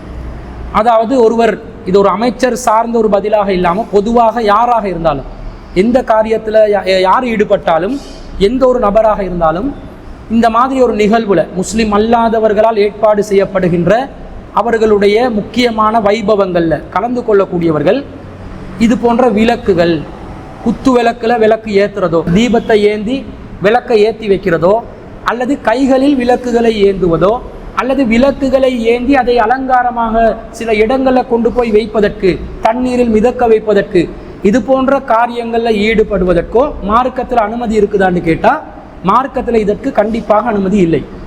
நாங்கள் ஒரு விஷயத்தை புரிஞ்சுக்கொள்ளணும். நாங்கள் முஸ்லீம் அல்லாத மக்களோட ரொம்ப நெருக்கமாக, ரொம்ப சந்தோஷமாக, அந்நியோன்யமாக, ஐக்கியமாக வாழணும். அதுக்கு இஸ்லாமிய மார்க்கம் பலதரப்பட்ட வழிமுறைகளை நமக்கு சொல்லித்தருது. நீங்கள் முஸ்லீம் அல்லாத ஒருவரோட நெருக்கமாக இணக்கமாக வாழ்கிறதா இருந்தால் முதலாவது அடிப்படையான விஷயம், ஒரு அண்டை வீட்டாராக இருக்கக்கூடிய ஒரு முஸ்லீம் அல்லாத ஒருவர் இருந்தால் நாங்கள் சாப்பிடும்போது அவர்கள் சாப்பிட்டார்களா இல்லையான்னு நாங்கள் கண்டிப்பாக பார்க்கணும். அதே போல் அல்லாஹ் தஆலாவும் திருக்குர்ஆன்ல சூரத்துல் மும்தஹினால என்ன சொல்கிறான், அவர்களுக்கு நன்மையான காரியங்களில், நல்ல விஷயங்களில் யார் உங்களோட மார்க்கத்துக்கு முரணாக நடந்து கொள்ளவில்லையோ, யார் உங்களுக்கு எதிராக நடக்கவில்லையோ அவர்களோடு நன்மையான காரியங்களை நீங்க நெருக்கமா இருங்க என்று அல்லாஹ் தஆலா கூட அதை கட்டளையிடுறாங்க.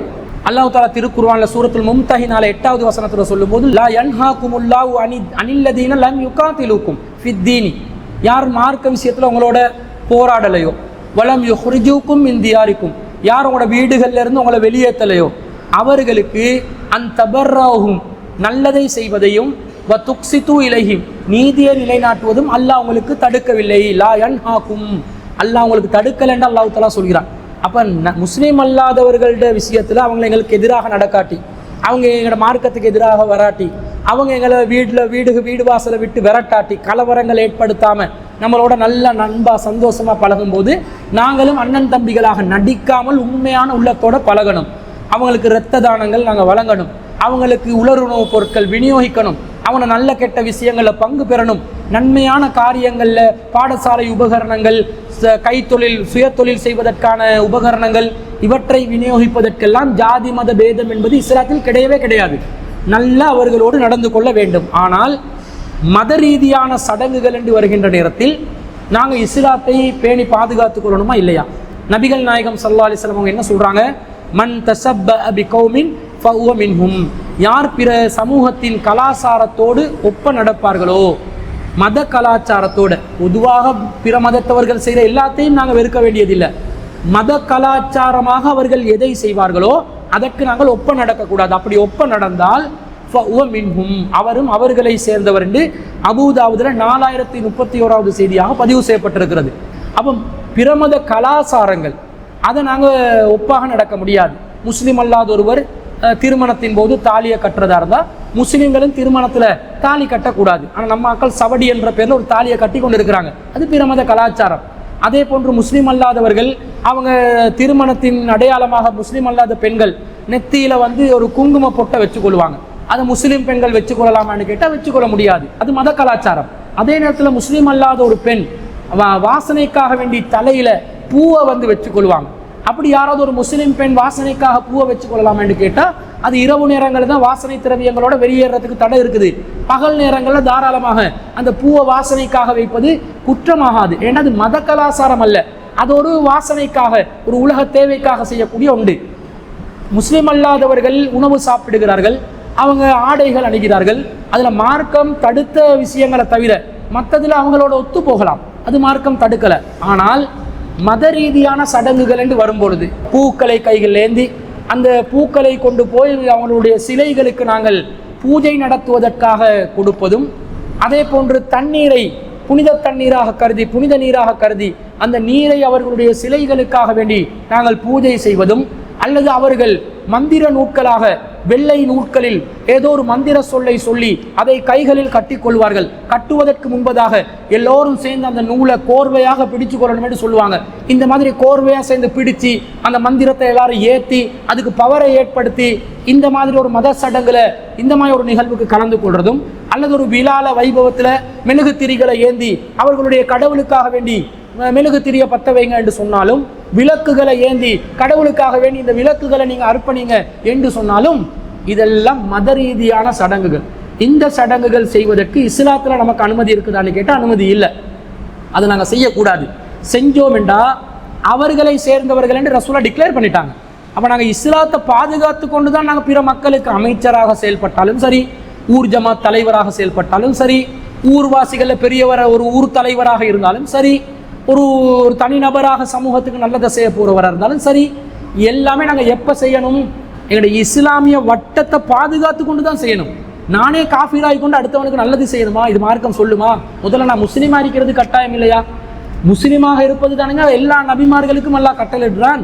வபிதாலிக உமிர்து வஅன அவ்வலுல் முஸ்லிமீன், இவ்வாறு தான் எனக்கு கட்டளையிடப்பட்டது. இப்ராஹிம் நபிக்கு அல்லாஹ் சொல்றான், நான் முஸ்லிம்களில் முதன்மையானவராக இருக்க வேண்டும்.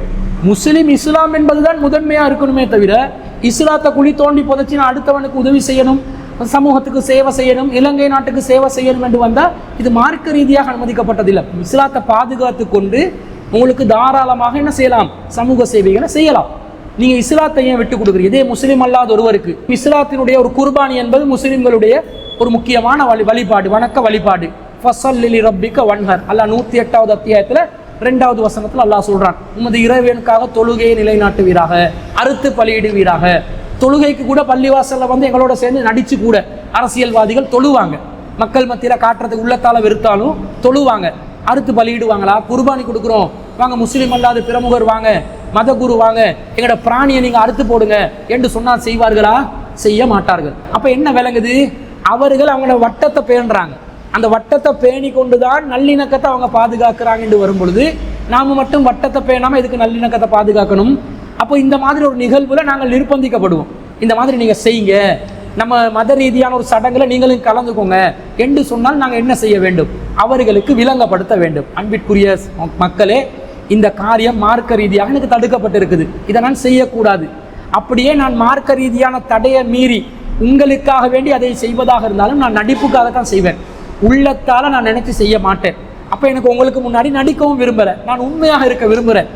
நான் நீங்க செய்யக்கூடிய ஒரு காரியம் உங்களுக்கு புனிதம், அது எனக்கு புனிதம் இல்லாத நிலையில நான் மனம் வெறுத்து அதை செய்கின்ற நேரத்தில் நான் உங்களோட புனிதத்தை சேர்த்து தான் கெடுக்கிறேன் ஆகிரும்.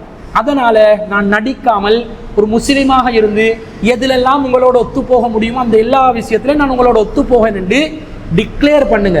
இதுதான் மார்க்கம், இதுதான் இப்ராஹிம் நபியுடைய வழிமுறை. எல்லாரையும் வச்சு கேள்வி கேட்கும் பொழுது இப்ராஹிம் நபி அவர்கள் பெரிய சில கிட்ட கேளுங்கன்றாங்க. ஏன் கேட்க சொன்னாங்க? தான் செஞ்ச தவற கூட இப்ராஹிம் நபி மறைக்கிறதுக்காக சொல்லலை, விளங்கப்படுத்துறாங்க. பெரிய சிலை கிட்ட கேளுங்க. சின்ன சிலையை உடச்சி வச்சு பெரிய சிலையை மட்டும் மீதம் வச்சோடனே யார் இப்படி செஞ்சா? மன் ஃபாலான் ஹாலியத்தினா யா இப்ராஹிம், இப்ராஹிம் எங்கட கடவுள்களுக்கு இப்படி யாரு செஞ்சது சொல்லு என்று கேட்ட நேரத்தில் அவர் என்ன சொன்னார்?